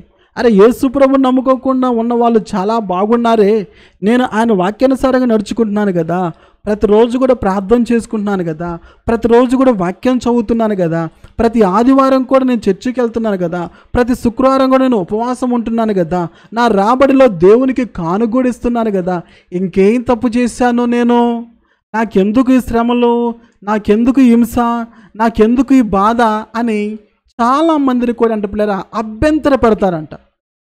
ప్రభు విషయమై అభ్యంతర పడుతూ ఉంటారు, వాక్యం విషయమై అభ్యంతర పడుతూ ఉంటారు. అంటే వాళ్ళకి సందేహాలు కలుగుతూ ఉంటాయి అన్నమాట. ఎందుకని, వాక్యాన్ని ప్రకారంగా నడుచుకుంటే సాతానుగాడు రెండో పనికి ఏంటంటే పిల్లరా నీకు హింస కలుగజేస్తూ ఉంటాడు. మొదటి విషయంలో నువ్వు గ్రహించావు వాక్యాన్ని, నువ్వు వాక్యానుసారంగా నడుచుకున్నట్లయితే ఇప్పుడు నీకు హింస కలుగు చేస్తూ ఉంటాడు, నీకు బాధ కలుగు చేస్తాడు. ఏ వాక్యానుసారంగా అయితే నువ్వు నడుచుకుంటావో పిల్లరా ఆ వాక్యాన్ని బట్టి నీకు హింస కలుగు చేస్తాడు. అది నీ ఇంటి వాళ్ళ నుంచి కావచ్చు, నీ బంధువుల నుంచి కావచ్చు, నీ యొక్క స్నేహితుల నుంచి కావచ్చు, ఎవరి నుంచైనా నీకు సమస్యలు తీసుకొస్తూ ఉంటాడు. అది ఆరోగ్య సమస్యలు కావచ్చు, అనారోగ్య సమస్యలు కావచ్చు, ఏదైనా కాదు పిల్లరా, ఏదో ఒక సమస్యలు సాతానుగాడు ఆ వాక్య నిమిత్తం మనందరికీ శ్రమలు కలుగుతాయి. ప్రభు అన్నాడు లోకంలో మీకు శ్రమ కలుగును, ఆయనను ధైర్యం తెచ్చుకోండి అని ప్రభు అన్నాడు. అవును పిల్లరా, లోకంలో మీకు శ్రమ కలుగును, ఆయనను మీరు ధైర్యం తెచ్చుకోండి. శ్రమ కలగదని యేసయ్య చెప్పలేదు. ప్రతి మనిషికి ఏదో ఒక టైంలో శ్రమ అనేది వస్తుంది పిల్లలు, వస్తుంది. కానీ ఆ శ్రమలు ఎక్కువ కాలం ఉండవు. మళ్ళీ చూపిల్లరా, యేసయ్య నమ్ముకుంటే శ్రమలు వస్తాయి మళ్ళా కూడా తప్పుగా వెళ్ళిపోకండి. యేసయ్య నమ్ముకుంటే శ్రమలు రావని అనుకోకూడదు, యేసయ్య నమ్ముకుంటే శ్రమలే ఉంటాయి నా జీవితంలో సంతోషం ఉండదని అట్లా కూడా అనుకోకూడదు. శ్రమలు యేసయ్యను నమ్ముకున్నా నమ్ముకోకపోయినా శ్రమలు వస్తాయి. కానీ పిల్లరా, యేసయ్య మార్గంలో నడుచుకున్నప్పుడు కొన్నిసార్లు మనకు శ్రమలు వస్తాయి. కానీ ఆ శ్రమలో మనకు దేవుడు తోడుగా ఉంటాడు. ఆ శ్రమలన్నీ కూడా తొలగిస్తాడు. ఎప్పుడంటే ఆ శ్రమలో కూడా ప్రభు కోసం నిలబడాలి. వాక్యానుసారంగా నువ్వు నడుచుకున్నప్పుడు నీ ఇంటి వారి నుంచి, నీ బంధువుల నుంచి, నీ స్నేహితుల నుంచి, నీ బిడ్డల నుంచి, నీ భర్త నుంచి, నీ భార్య నుంచి, నీ ఇరుగు పొరుగు వారి నుంచి నీకు హింస కలుగుతూ ఉంటుంది, శ్రమ కలుగుతూ ఉంటుంది, ఇబ్బంది కలుగుతూ ఉంటుంది. నీ ఏలం చేస్తూ ఉంటారు. నువ్వు క్రైస్తవుడువా? ఆ మాలామాదిగ దేవుని నమ్ముకున్నావా? ఆ తక్కువ జాతి వారిని నమ్ముకున్నావా? నువ్వు మా ఇంట్లోంచి వెళ్ళిపో, నువ్వు మా కులంలో ఉండొద్దు, మా జాతిలో ఉండొద్దని ఇలా నీకు ఏ వాక్యం అయితే నమ్ముకున్నావో, ఏ వాక్యానుసారంగా నడుచుకున్నావో ఆ వాక్య నిమిత్తము మనుషుల ద్వారా మనకి శ్రమలు వస్తూ ఉంటాయి. ఆ శ్రమలు వచ్చినప్పుడు మనం అభ్యంతర పడకూడదు పిల్లరా, అభ్యంతర పడకూడదు. యేసయ్య దగ్గరకు వచ్చిన తర్వాత ఆయన సందేహించకూడదు. ఇదేంటి, యేసుప్రభు నిజమైన దేవుడని వచ్చాను కదా, యేసుప్రభు నిజమైన దేవుడని ఆయన అంగీకరించాను కదా, అన్నీ వదులుకున్నాను కదా, ఇదేంటి యేసయ్య దగ్గర రాకముందు నా జీవితం చాలా బాగుంది, ఇప్పుడు ఏంటి ఇంకా సమస్యలు పెరిగిపోతున్నాయి అన్నట్టుగా అభ్యంతర పడకూడదు. ప్రభు అంటాడు, నా విషయమే అభ్యంతర పడినవాడు ధన్యుడు అన్నాడు. అదే పిల్లరా, యేసయ్య గురించి ఆయన విషయమై అభ్యంతర పడకూడదు పిల్లరా, సందేహ పడకూడదు. ప్రభు అంటాడు, చూసి నమ్మిన వారి కంటే చూడక నమ్మిన వారు ధన్యులు అంటాడు. తోమ అల్ప విశ్వాసం ఉంచాడు, సందేహపడ్డాడు. యేసయ్య తిరిగి లేచాడు అంటే లేదు మీరు ఎంత చెప్పి నేను నమ్మను, నేను ఆయన గాయాలు ఏలిపెట్టి చూస్తేనే నమ్ముతాను అని సందేహించాడు, అభ్యంతర పడ్డాడు. అదే పిల్లరా, అట్లన్నమాట. కాబట్టి పిల్లరా, మనకి శ్రమలు వస్తాయి, గుర్తుపెట్టుకోండి. రెండో కేటగిరీ ఏంటంటే ముళ్ళ పొదలు పడ్డవాళ్ళు లేదా రాతి నేల పడ్డవాళ్ళు ఎవరంటే, శ్రమలు కలిగినప్పుడంట వాళ్ళు అభ్యంతరపడి యేసు ప్రభుని విడిచిపెడతారంట. అదే పిల్లరా, మీరు చూడండి, సంఘములలో కొంతమంది ప్రభులోకి వస్తారు. ఇందాకలా కూడా ఒక తల్లిగారు నాకు ఫోన్ చేసింది, ఆమె ప్రభులోకి వాళ్ళు వస్తున్నారు, వాళ్ళు హిందువులు అనమాట. ప్రభు దగ్గరకు అంటే వాళ్ళు ఉన్న ప్రాంతంలో అక్కడ చర్చికి వెళ్తుంటారు, వాళ్ళు హిందూ బ్యాక్గ్రౌండ్ అనమాట. అలా వెళ్తున్నప్పుడు వాళ్ళ అమ్మాయి మన లైవ్లోకి వచ్చి వాక్యం వింటూ ఆమె జీవితంలో కూడా దేవుడు గొప్ప కార్యాలు జరిగించాడు. అయితే ఆ సహోదరి వాళ్ళ అమ్మగారికి ఇచ్చింది, అమ్మ పలానా అయ్యగారు ప్రార్థన చేయించుకోండి, మీ సమస్యలు తొలగిపోతాయి అని చెప్పినప్పుడు ఆమె రోజు కూడా ప్రార్థన చేయించుకుంటూ ఉంటారు. అలా ప్రార్థన చేయించుకున్నప్పుడు దేవుడు వారి జీవితంలో గొప్ప కార్యం జరిగించాడు, బాగానే ఉంది. అయితే సడన్గా వాళ్ళ కుమారుడికి అంత ముందులా జాబ్ వచ్చింది, వాళ్ళ ఇల్లు మారాలి, దేవుని కృపను బట్టి అన్ని మంచిగా జరిగాయి. కానీ పిల్లలు ఇప్పుడు ఏమైందంటే సడన్గా ఆ ఉన్న జాబ్ కాస్త పోయింది అనమాట. అయితే ఏముంటుందంటే ఆ తల్లిగారు, పాస్టర్ గారండి, అయ్యగారండి, మాకు ఇలా ఎందుకు అవుతుందండి, ఆ ప్రభు నమ్ముకున్నాను, ఆ ప్రభువు ఇలా అయింది, ఆ ప్రభువే మమ్మల్ని కాపాడాలని టెన్షన్ పడిపోతుంది అనమాట, భయపడిపోతుంది అనమాట. ఏమవుతుందో, ఏం జరిగిద్దో, ఆ పరిస్థితి ఏంటి అన్న ఒక సందేహాలు ఆమెలోకి వచ్చాయి పిల్లరా. అర్థం పిల్లరా, కొన్నిసార్లు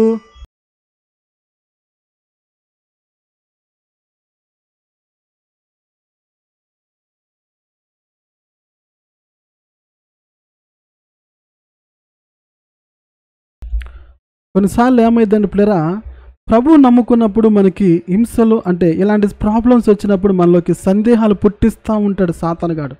యేసు ప్రభు నమ్ముకున్నా కదా, నీకెందుకు ఇలా జరిగింది, ఆయనకి అన్ని చేస్తాను కదా, నీకెందుకు ఇలా జరిగిందని సాతానుగాడు లేనిపోని ఆలోచనలన్నీ కూడా వాడు పుట్టిస్తూ ఉంటాడు. అర్థం పిల్లరా. సో ఇలాంటి కేటగిరీలో కూడా కొంతమంది ఉంటారు. అంటే ఎక్కువ శాతం ఇక్కడ దాకా వస్తారు, ఇక్కడ వరకు వచ్చిన తర్వాత శ్రమలు కలిగిన తర్వాత ఏమైపోతారంట, దేవునికి దూరం అయిపోతారు. దేవునికి దూరం అవడం వల్ల వారి జీవితంలో ఆశీర్వాదం ఎందుకు లేదంటే, ఇక్కడ చూడలేరా, అతనిలో వేరు లేనందున అని రాయబడదు. అంటే చాలామంది కూడా లోతైన భక్తి ఉండదు. ఏది లోతైన భక్తి ఉండదు, లోతైన ఆత్మీయ జీవితం ఉండదు. అందువల్లనే వారి జీవితంలో హింసలు ఇబ్బందులు కలిగినప్పుడు వాళ్ళకి అది అర్థం కాదు. ఎందుకు అర్థం కాదంటే, వాళ్ళకి ఎప్పుడూ కూడా నెగిటివ్గానే ఆలోచించుకుంటూ ఉంటారు. అదే వాక్యంలో ఎదిగిన వాళ్ళు, వారిలో వాక్యము ఉన్నప్పుడు, వారు వాక్యాన్ని బాగా పరిశీలన చేసినప్పుడు, వాక్యంలో దేవుడు ఏం చెప్పాడో ఇవి వారు అర్థం చేసుకుంటే, అంటే లోతైన భక్తి వారిలో ఉన్నట్లయితే పిల్లరా, శ్రమ కలిగిందనుకో, ఈ శ్రమ ఎందుకు వస్తుంది, ఈ కష్టం నాకు ఎందుకు కలుగుతుంది, సాతాను కూడా తీసుకొస్తున్నాడు, లేకపోతే నేను పరీక్షించబడుతున్నాను, నా విశ్వాసం పరీక్షించబడుతుంది అని గ్రహిస్తారు. అదే లోతైన భక్తి లేని వాళ్ళు ఏం చేస్తారంటే, ఏబు భార్య గురించి మీకు తెలుసు కదా. ఏబు భార్య ఏముందో తెలుసా? అన్నీ పోయినాయి. ఏబుకి అన్నీ పోయినాయి. బిడ్డలు పోయారు, పశువులు పోయినాయి, ఆస్తి పోయిన, ఆఖరికి అనారోగ్యం కూడా పోయిందనమాట. అటువంటి పరిస్థితిలో ఏబు భార్య వచ్చి ఏముందో తెలుసా? ఇంకా దేవుడు దేవుడు అంటున్నావు కదా, ఆ దేవుని దూషించి చావరాదా అందనమాట ఏబు భార్య. అర్థం పిల్లరా? కానీ ఏమన్నాడు తెలుసా? దేవుడు మనకి మంచి చేసినప్పుడు, లేకపోతే మనకి మేలు చేసినప్పుడు మనం అనుభవించాం కదా, ఆయన కీడు చేసినప్పుడు మనము దాన్ని స్వీకరించొద్దా? మూర్ఖురాలు మాట్లాడినట్టు మాట్లాడుతున్నావే అని తన భార్యని గద్దిస్తాడు. ఎందుకంటే ఏబుకు తెలుసు, కష్టం వచ్చినా, బాధ వచ్చినా, సంతోషం వచ్చినా, దేని విషయంలో కూడా దేవుని ద్వేషించకూడదు, దేవుని కాదనకూడదు, అన్నిటిని స్వీకరించాలని ఏబు ఆ విధంగా వ్యవహరించాడు. కానీ ఏబు భార్య మాత్రము ఆమెకు మంచిగా జరగాలి, ఎప్పుడు సంతోషమే ఉండాలి, ఏ కష్టము ఏ బాధ రాకూడదు అనమాట. బాధ వస్తే, కష్టం వస్తే ఏం చేయాలి? దేవుని దూషించాలి. ఆమెకు తెలిసింది అదే. ఎందుకంటే లోతైన భక్తి లేదు. ఈ రోజుల్లో చాలామంది ప్రజలు ఇలాగే ఉన్నారు. ఎందుకంటే శ్రమ కలిగినప్పుడు, ఇబ్బంది కలిగినప్పుడు, కష్టం కలిగినప్పుడు దేవుని విడిచిపెడుతున్న వాళ్ళు అనేకులు ఉన్నారు, దేవుణ్ణి ప్రశ్నిస్తున్న వాళ్ళు అనేకులు ఉన్నారు, దేవుణ్ణి విడిచిపెట్టిన వాళ్ళు కూడా అనేకులు ఉన్నారు. ఏం మాట్లాడినా ప్రియమైన సహోదరుడా, నీకు హింస కలిగినప్పుడు, కష్టం కలిగినప్పుడు, బాధ కలిగినప్పుడు, నీకు నష్టం కలిగినప్పుడు, నీకు అనారోగ్య సమస్యలు వచ్చినప్పుడు, నీకు అప్పులైనప్పుడు నువ్వు దేవుణ్ణి ఇంకా అత్తుకుంటున్నావా? దేవుణ్ణి ఇంకా ప్రేమిస్తున్నావా? దేవుణ్ణి ఇంకా స్తుతిస్తున్నావా? లేకపోతే దేవుణ్ణి నువ్వు ప్రశ్నిస్తున్నావా? లేకపోతే దేవుణ్ణి నువ్వు తిడుతున్నావా? లేకపోతే దేవుణ్ణి హేళన చేస్తున్నావా? ఏం చేస్తున్నావు? ఏబు భార్యలా నువ్వు ఉన్నావా? లేకపోతే ఏబులా నువ్వు ఉన్నావా? ఎవరిలా ఉన్నావు? వస్తే పిల్లరా శ్రమలు కలుగుతాయి, నీతిమంతులు కలుగు ఆపదలు అనేకము అని దేవునికి వాక్యం సెలవిస్తూ ఉంది. అర్థమైంది పిల్లరా? ఆపదలు వస్తాయని దేవుడే స్పష్టంగా చెప్పాడు పిల్లరా. యేసు ప్రభు నమ్ముకుంటే శ్రమలు, ఇబ్బందులు, కష్టాలు ఉంటాయని చెప్పాడు. కానీ అవి కొంతకాలమే ఉంటాయి. మళ్ళా చెప్తుంది పిల్లరా, అవి నీ జీవితంలో ఎక్కువ కాలమే ఉండవు. ఈరోజు నీకు శ్రమ వచ్చిందా, ఆ శ్రమ తర్వాత గొప్ప ఆశీర్వాదం నీకు ఉంటుంది. అర్థం పిల్లరా? ఏదైనా కానీ శ్రమ లేకుండా, కష్టం లేకుండా, బాధ లేకుండా ఆశీర్వాదం ఉండదు పిల్లరా. గుర్తుపెట్టుకోండి. ఏబు ఎంత నష్టపోయాడో, ఎంత శ్రమల గుండా వెళ్ళాడో, ఎంత బాధ గుండా వెళ్ళాడో, దేవుడు అంతకంటే రెట్టింపు, రెండింతల ఆశీర్వాదం ఇచ్చాడు పిల్లరా. మన దేవుడు ఎంత గొప్పవాడు అంటే, నువ్వు ఎంత శ్రమ పడతావో, ఎంత కష్టపడతావో, ఎంత బాధపరచబడతావో అంతకంటే రెట్టింపు ఆశీర్వాదం నీకు ఇస్తాడు పిల్లరా. నువ్వు దేవుని కోసం హింస పొందినా, కష్టపడినా, బాధపడినా, నిందల పాలైనా, ఇబ్బందుల పాలైనా, కానీ నీకు అంతకంటే రెట్టింపు ఆశీర్వాదం ఇస్తాడు. ఎప్పుడు అంటే నువ్వు దేవుని వైపు చూసినప్పుడు, దేవుని కోసం నిలబడినప్పుడు, ఆ సమస్యల్లో కూడా, ఆ బాధల్లో కూడా, ఆ శ్రమలో కూడా నువ్వు యేసయ్య విషయమే అభ్యంతర పడకుండా, ప్రభా నువ్వేది చేసిన నా జీవితంలో నా మేలు కోసమే చేస్తావు, నాకు ఈ శ్రమ వచ్చిందా, దీని తర్వాత నాకు ఏదో ఒక మేలు ఉన్నది, అయితే ఈ శ్రమను కూడా నాకు మేలుగా చేయగల దేవుడు అయ్యా, నిన్నే నమ్ముకున్నాను, నీ వైపే చూస్తాను, నేను ఎడవను ప్రభా, నేను ప్రశ్నించినయ్యా, నేను ద్వేషించినయ్యా, నువ్వే నాకు కావాలయ్యా, శ్రమైనా, బాధైనా, కష్టమైనా నీతోనే ఉంటాను, నీతోనే నడుస్తానయ్యా అని ఆయనతో మనం ముందుకు అడుగులేస్తే పిల్లరా, దేవుడు అంతకంటే ఎక్కువగా ఆశీర్వదించగల గొప్ప దేవుడు. అలా కాకుండా నువ్వు అభ్యంతర పడితే పిల్లరా, దేవుని జీవితంలో కార్యాలు పోగొట్టుకుంటావు. ఒకసారి ఒక సహోదరి కూడా, ఆమె కూడా హిందూ బ్యాక్గ్రౌండ్ నుండి వచ్చింది, ప్రభు నమ్ముకుంది, బాగానే ఉంది, ప్రభులో ఎదుగుతూనే ఉంది, ఎంతో ఆధ్యాత్మికంగా ఎదుగుతూ, ప్రభు అంటే ఎంతో ఇష్టము, ప్రభు అంటే ఎంతో ప్రేమ, ప్రభే సర్వంగా, ఒక అబ్బాయిని ఎలాగైతే ఒక అమ్మాయి ప్రేమించిద్దో అంతకంటే ఎక్కువగా ఆ సహోదరి ప్రభుని ప్రేమిస్తూ ఉంది. చాలా బాగుంది ఇంతవరకు. కానీ అనుకోకుండా సడన్గా వాళ్ళ యొక్క బ్రదర్కి అనారోగ్య సమస్య వచ్చింది పిల్లరా. అనుకోకుండా వారి యొక్క బ్రదర్కి అనారోగ్య సమస్య వచ్చే లోపల తనకి ఎంతో నమ్మకము, ఎంతో విశ్వాసము, ఎలాగైనా నా దేవుడు, నా ప్రభు మా అన్నని స్వస్థపరుస్తాడు, బాగు చేస్తాడు అని కనీసం ఒక మందు కూడా తీసుకురాకుండా, ఒక టాబ్లెట్ కూడా వేయకుండా అలాగే కొన్ని దినాల నుండి ప్రార్థన చేస్తూ ఉంది. కానీ వాళ్ళ యొక్క బ్రదర్ జీవితంలో ఏ కార్యము జరగలేదు. కానీ ఏమైందంటే చాలా సీరియస్ అయిపోయింది. సడన్గా హాస్పిటల్కి తీసుకోవాల్సిన పరిస్థితి వచ్చిందనమాట. అక్కడికి వెళ్తే డాక్టర్లు కూడా చాలా సీరియస్ అని చెప్పారన్నమాట. అటువంటి టైంలో చాలా బాధపడిపోయింది.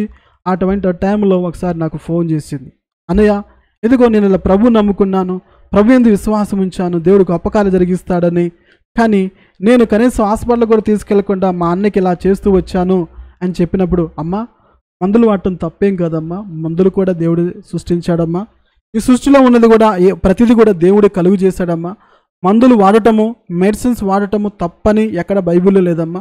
అవి వాడుకుంటూ మనం ప్రార్థన చేయాలమ్మా అని చెప్తే, అన్నయ్య నేను చేసిన తప్పు అదే, మందులు వాడకుండా నేను దేవుడే స్వస్థపరుస్తాడని అనుకుని ఉన్నానన్నా. ఇప్పుడు మా అన్నయ్య సీరియస్ అయింది, దయచేసి మా కోసం ప్రార్థన చేయండి అని చెప్పింది. సరేలమ్మా ప్రార్థన చేస్తానని చెప్పాను. అలాగే ప్రార్థన కూడా చేశాను. అయితే మరి దేవుని చిత్తం ఏమైందో మనకు తెలియదు గప్లేరా. ఒక మనిషి బ్రతకాలన్నా, ఒక మనిషి చనిపోవాలన్నా ఆయన చేతిలో ఉంది. ఒకవేళ ఆయన దృష్టికి ఏది మంచిదో అదే జరిగిస్తాడు. కొన్నిసార్లు మన అవిధేయతల వల్ల కూడా జరిగిపోతే నష్టాలు జరుగుతూ ఉంటాయి. ఏది ఏమైనప్పటికీ పిల్లరా, వాళ్ళ బ్రదర్ అయితే అల్టిమేట్గా చచ్చిపోయాడు. ఏమయ్యాడు? చనిపోయాడు. చనిపోయిన తర్వాత కొన్ని దినాల వరకు ఎంతో బాధ ఉంటుంది కదా పిల్లరా. ఎవరైనా సొంత బ్రదర్ చనిపోతే చాలా బాధపడతారు కదా. ఆ సహోదరి కూడా చాలా చాలా కృంగిపోయింది, చాలా బాధపడిపోయింది. అయితే ఈ బాధను బట్టి, ఈ వేదన బట్టి తనకి ఎంతో ద్వేషము, అసూయ యేసయ్య మీద కలిగింపులేరా. ఫోన్ చేసింది. ఫోన్ చేసినప్పుడు ఎందుకో నాకు అర్థమైపోయింది, ఇది కొంచెం ఈ సహోదరి కొంచెం తేడాగా ఉన్నట్టుగా అనిపించింది. ప్రభు అటువంటి ప్రేరేపణ ఇచ్చాడు. అయితే ఆమెతో మాట్లాడుతున్నప్పుడు, అయ్య గారు మీరు ప్రార్థన చేసి నాకు చాలా సంతోషం అని చెప్పింది. బాగుంది. ఆ తర్వాత సహోదరి చెప్పడం ప్రారంభించింది. ఆ యేసు ప్రభుని నమ్ముకొని ఆ దేవుడు అని పిచ్చిదాల్లాగా మారిపోయి మా అన్నను పోగొట్టుకున్నాను. నేను వేస్ట్గా యేసు ప్రభుని నమ్ముకున్నానని యేసయ్యని ద్వేషించటము, యేసయ్యని కాదనటము, యేసు ప్రభు దేవుడు కాదు అని ఇలా అనేకమైన మాట్లాడుతూ వచ్చింది పిల్లరా. ఎందుకో తెలుసా? ఆమెకేం కలిగింది తెలుసు పిల్లరా? వాక్య నిమిత్తము శ్రమ కలగనే ఆమె అభ్యంతరపడి యేసు ప్రభుని వదిలిపెట్టి వెళ్ళిపోయింది పిల్లరా. ఆమె కదా, చాలామందికి కూడా అలాంటి వాళ్ళు అనేకులు ఉన్నారు పిల్లరా. అలాగే అనేకులు ఉన్నారు. ఈ లైవ్లో ఉన్న వాళ్ళు కూడా చాలామంది కూడా అనేక సార్లు కూడా మీ జీవితంలో ఇబ్బందులు వచ్చినప్పుడు, కష్టాలు వచ్చినప్పుడు, నష్టాలు వచ్చినప్పుడు మీరు అభ్యంతరపడలేదా పిల్లరా? అభ్యంతరపడలేదా? యేసు ప్రభుని ప్రశ్నించలేదా? యేసు ప్రభుని ద్వేషించలేదా? యేసు ప్రభుని మీరు తిట్టలేదా? యేసు ప్రభుని వద్దు అనుకోలేదా? ఆయన వదిలిపెడదాం అనుకోలేదా? ఈ యేసు ప్రభు లేకపోయినా పర్వాలేదు, నా ఇష్టానుసారంగా బ్రతుకుతాను, ఇష్టానుసారంగా బ్రతుకునే వాళ్ళే వారి జీవితాలు బాగుని అనుకొని ఎన్నిసార్లు మీరు అనుకోలేదు పిల్లరా? అనుకోలేదా? వస్తాయి పిల్లరా, అభ్యంతరాలు వస్తాయి. కానీ నువ్వు లోతైన భక్తి నీలో ఉంటే నీకు అర్థమైపోద్ది. నీతి మందునికి ఆపదలు వస్తాయి. ఈరోజు నేను నీతిగా బ్రతుకుతున్నాను కాబట్టే, ప్రభు చెప్పిన ప్రకారం నడుచుకున్నాను కాబట్టి నా జీవితంలో ఈరోజు ఆపదలు వస్తున్నాయి. కానీ ఈ ఆపదలు నా దేవుడు కాపాడుతాడు, ఈ సమస్యలను ఆదుకుంటాడు. ఆయన నన్ను ఎడబాయుడు అని చెప్పిన దేవుడు, నా ప్రభు నాతోనే ఉంటాడు, నేను ఆయన కోసం ఎదురు చూస్తాను అని ఏబులా ఎదురు చూడాలి పిల్లరా. అర్థమవుతుందా? అందుకే సాతానుగాడు 2 లెవెల్లో మనకి హింసలు కలుగజేస్తూ ఉంటాడు. అర్థం పిల్లరా. సో వీళ్ళు ఎవరంటే, అభ్యంతరపడి వెళ్ళిపోయిన వాళ్ళు ఎవరంటే రాతి నేల మీద ఎత్తబడిన ఇత్తనం అనమాట. వీళ్ళలో ఏం లేదు, ఏరు లేదు. ఏం లేదు పిల్లరా? ఏరు లేదు అంటే లోతైన భక్తి లేదు, ఏదో పైనే భక్తి అనమాట. అందువల్ల వారు అభ్యంతరపడి ప్రభుని విడిచి వెళ్ళిపోయారు. సో అందువల్ల దేవుని ఆశీర్వాదాన్ని వాళ్ళు పొందుకోలేకపోయారు. 3వ కేటగిరీ చూద్దామట. ముళ్ళ పొదల్లో ఎత్తబడిన వాడు వాక్యం వినువాడే గాని ఐకిక విచారములను తన మోహమును ఆ వాక్యమును అణిచివేను గనుక వాడు నిష్ఫలుడగును. చూసారు పిల్లరా? 3వ వ్యక్తి ముళ్ళ పొదల్లో ఎత్తబడిన వాడు ఎవరంట? వాక్యం విన్నాడు. ఇతను కూడా మొదటి కేటగిరీ ఏమో విన్నాడు, గ్రహించలేదు. సో అక్కడ పొరపాటు ఏంటంటే గ్రహించలేదు. 2వ వ్యక్తి విన్నాడు, గ్రహించాడు, బాగుంది, కానీ వాక్యాన్ని మీద శ్రమ, ఇబ్బంది కలిగింది, అందువల్ల దేవుని వదిలిపెట్టాడు. 3వ వ్యక్తి అంట, 3వ పర్సన్ ఎలాగున్నాడు? ఈ వ్యక్తి వాక్యం విన్నాడు, విన్నాడు, వాక్యం ఉంది హృదయంలో, బాగుంది, గ్రహించాడు, అన్నీ ఉన్నాయి. కానీ వాడితో పాటు తన లేక ఏం వచ్చంట? ఐకిక విచారాలు పిల్లరా, ఐకిక విచారాలు. ఈరోజు పిల్లరా, మనిషికి విచారము తెలుసు పిల్లరా. ఆలోచన ప్రతి మనిషి కూడా ఆలోచన ఎక్కువైపోతుంది. అయ్యో నా భర్త ఎప్పుడు మారతాడు, ఈ తాగుబోతు భర్త ఎప్పుడు మారతాడు అని ఆయన గురించి ఆలోచన చేసి అన్నం కూడా తినరు అన్నమాట కొంతమంది. ఈ తాగుబోతు ఎప్పుడు భర్త మారతాడు, నా కుమారుడు ఎప్పుడు మారతాడు, నా కుమార్తె ఎప్పుడు మారుతుంది, నా బ్రతుకు ఎప్పుడు మారుద్ది, నా జీవితం ఎప్పుడు మారుద్ది, నాకున్న అనారోగ్యాలు ఎప్పుడు పోతాయి, నా కష్టాలు ఎప్పుడు పోతాయి అని చాలామంది పిల్లరా విచారం రోజు పొద్దున్న లేచిన కానించి పండుకునేంత వరకు కూడా, పండుకున్నా కానీ అదే పిల్లరా, ఆలోచన విచారిస్తా, నా సమస్యలు ఎడ తొలగిపోతాయి, నా కష్టాలు ఎలా పోతాయి, ఒకటే ఆలోచన పిల్లరా. కొంతమంది ఈ ఆలోచన వల్ల చాలామందికి విపరీతమైన తలనొప్పి, అనారోగ్యాన్ని కోల్పోవటము, చాలామంది అనారోగ్య సమస్యలు కూడా వెళ్ళిపోతున్నారు. అదే పిల్లలు చాలామంది చింతిస్తూ ఉంటారు, దాని గురించి దీని గురించి అనవసరంగా ఆలోచిస్తూ ఉంటారు. ప్రభు అన్న పిల్లరా, మీరు చింతించడం వల్ల మూరుడు ఎక్కువగాను మూరుడు తక్కువగాను చేసుకుంటారా అని చెప్పాడు. నేను మాట్లాడిన ప్రియమైన సహోదరా, నువ్వు కూడా ఆలోచిస్తున్నావా? నువ్వు కూడా విచారిస్తున్నావా? ఈ అప్పులు ఎలా పోతాయి, ఈ కష్టాలు ఎలా దొరికిపోతాయి, ఇల్లు ఎలా కట్టాలి, ఏదో ఒకటి మీకున్నది కదా. అయితే మా అమ్మాయి పెళ్ళి ఎలా చేయాలి, మా అబ్బాయి పెళ్ళి ఎలా చేయాలి, నా కొడుకు ఎలా మారుతాడు, నా కూతురు ఎలా మారిద్ది, నా కూతురికి ఎక్కడి నుంచి ఒక మంచి సంబంధం తీసుకురావాలి, నా కొడుకుని ఎలాగా మంచి సంబంధం తీసుకురావాలి అని చాలామంది బాధపడతారు. ఇందాకలా ఒక సహోదరి మరి ఆ తల్లిగారు ఫోన్ చేశారు పిల్లరా, వాళ్ళది చెన్నై అనమాట. సో ఫోన్ చేసి ఆ తల్లిగారు, అయ్యగారు మా అబ్బాయి దుబాయ్లో వర్క్ చేస్తున్నాడు, అక్కడ చదువుకుని అక్కడ జాబ్ చేస్తున్నాడు, కానీ మా అబ్బాయికి ఇంకా పెళ్ళి కావట్లేదు అయ్యగారు, దయచేసి మా అబ్బాయి కోసం ప్రార్థన చేయండి. మా అబ్బాయికి పెళ్ళి కాకపోవడం వల్ల వాడి గురించి నేను మా ఆయన గారు ఇద్దరం కూడా ఆలోచించి మాకు అనారోగ్య సమస్యలు వస్తున్నాయి, దయచేసి మా కోసం కూడా ప్రార్థన చేయండి అని ఆ సహోదరి ఆ తల్లిగారు చెప్పడం జరిగింది. అర్థమవుతుందా? ఎందుకని వచ్చిన సమస్యలు బట్టి వచ్చిన శోధనలు బట్టి పిల్లరా ఆలోచిస్తూ ఉంటారు. ఈ ఆలోచన వల్ల ఏమైందండి పిల్లరా, మనలో ఉన్న వాక్యం ఏమైపోద్దంటే అణిచివేయబడుద్ది అన్నమాట. ఏమైంది? వాక్యము, నీలో వాక్యం విన్నావు, వాక్యం చదివావు, వాక్యం గ్రహించావు, కానీ ఆ వాక్యం ఏమైందంటే అణిచివేయబడింది అన్నమాట. అర్థం పిల్లరా, ముళ్ళ పొదల్లో ఏదైనా ఒక విత్తనం వేసినప్పుడు ఆ ముళ్ళ పొదలు ఎదగకుండా ఆ యొక్క మొక్కను ఏ విధంగా అణిచివేస్తాయో పిల్లరా, ఈ లోకపరమైన ఐకిక విచారాలంట మనలో ఉన్న వాక్యాన్ని, మనలో ఉన్న భక్తిని అణిచివేస్తూ ఉంటాయి. గుర్తుపెట్టుకుంటారా, నువ్వు దేని గురించి కూడా విచారించకూడదు. గుర్తుపెట్టుకుంటారా, నువ్వు ప్రభులో ఎదగాలి, ప్రభు ఆశీర్వాదం నువ్వు పొందుకోవాలంటే నువ్వు విచారించటం మానేయాలి. ఏం చేయాలి? విచారించటం మానేయాలి. నీ భారం యెహోవా మీద మోపము, ఆయనే నిన్ను ఆదుకొనును అని రాయబడింది అనమాట. అర్థం పిల్లరా, నీకొచ్చే ఆలోచనలు, నీకొచ్చే శోధనలు, నీకొచ్చే కష్టాలన్నిటి కూడా ప్రభు మీద పెట్టు, ప్రభు పాదాల దగ్గర పెట్టు, ప్రభు చేతులకు అప్పగించు. అర్థం పిల్లరా, ప్రభుకి అప్పగించుకో. నువ్వు ప్రశాంతంగా ఉండు, నువ్వు మంచిగా ప్రార్థన చేసుకో, మంచిగా వాక్యం చదువుకో, దేవుల్లో ఎదుగు, నీకున్న సమస్యలన్నీ కూడా ఆటోమేటిక్గా తొలగిపోతాయి. నువ్వు దేవుల్లో ఎదగటం మానేసి, ప్రార్థన చేయడం మానేసి, వాక్యం చదవటం మానేసి, వాక్యం వినటం మానేసి నువ్వు విచారం ఇదెట్లా, ఇదెట్లా, నా కొడుకు ఎట్లా, నా కుమార్తె ఎట్లా, నా బిడ్డలు ఎట్లా, నా కుటుంబం ఎట్లా, మా అమ్మ ఎట్లా, మా నాన్న ఎట్లా, మా తమ్ముడు ఎట్లా, మా చెల్లి ఎట్లా, ఇలా రకరకమైన విషయాల్లో మనిషికి ఏంటి పిల్లరా విచారం. రోజుల్లో అందరికీ అదే పిల్లరా, మీరు కూడా విచారిస్తున్నారా? విచారిస్తున్న పిల్లరా, విచారించట్లేదా? విచారిస్తున్నారా లేదా పిల్లరా? చెప్పండి, కామెంట్ చేయండి. మీరు ఎవరైతే విచారిస్తున్నారో, ఎవరైతే చింతిస్తున్నారో, ఎవరైతే ఆలోచిస్తున్నారో, నా జీవితం ఎట్లా, నా కుటుంబం ఎట్లా, నా పరిస్థితి ఎట్లా అని ఎవరైతే విచారిస్తున్నారో పిల్లరా, వారి కామెంట్ చేయండి. యథార్థంగా చాలామంది ఉన్నారు, ఒకవేళ మీరు కామెంట్ చేసినా చేయకపోయినా చాలామంది. కొంతమంది అంట ధన మోహమును ఆ వాక్యమును అణిచివేయాలి. ఒక ప్రకారం ఏంటి, కొన్నేమో లోక సమస్యలు వచ్చి, ఐకిక విచారాలు వచ్చి వాక్యాన్ని అణిచివేస్తాయి. ఇంకొన్ని పిల్లరా ధన మోహము, కొంతమందికి డబ్బు ఎట్ట సాధించాలి, డబ్బు లేదు, ఉద్యోగం లేదు, నేను ఎలా బ్రతకాలి, డబ్బు కోసము డబ్బు. అర్థం పిల్లరా, ఈ డబ్బు కూడా మనల్ని వాక్యం దేవుళ్ళు ఎదగకుండా వెనక్కి లాగిద్దు పిల్లరా. అర్థమైందా?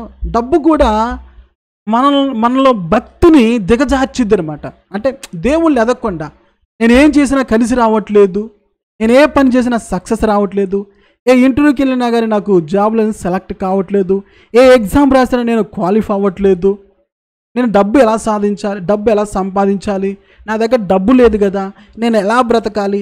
అందరూ కూడా మంచి మంచి ఇల్లు కట్టుకుంటున్నారు, మంచి మంచి కార్లు కొనుక్కుంటున్నారు, మంచి స్థితిలో ఉంటున్నారు, నా బ్రతికేంది ఇలా అయింది, నా చేతిలో చూస్తే ₹1 లేదే, మన డబ్బులన్నీ అయిపోయి అప్పులు పాలవుతున్నానని చాలామంది కూడా డబ్బు గురించి ఆలోచిస్తూ ఉంటారు. డబ్బు. ఆ డబ్బు గురించి ఆలోచించడం వల్ల చేయాల్సిన ప్రార్థన మానేస్తారు, చదవాల్సిన వాక్యాన్ని మానేస్తూ ఉంటారు, దేవుని పట్ల భయభక్తి కలిగి ఉండాల్సిన విధానం కూడా మానేస్తూ ఉంటారు.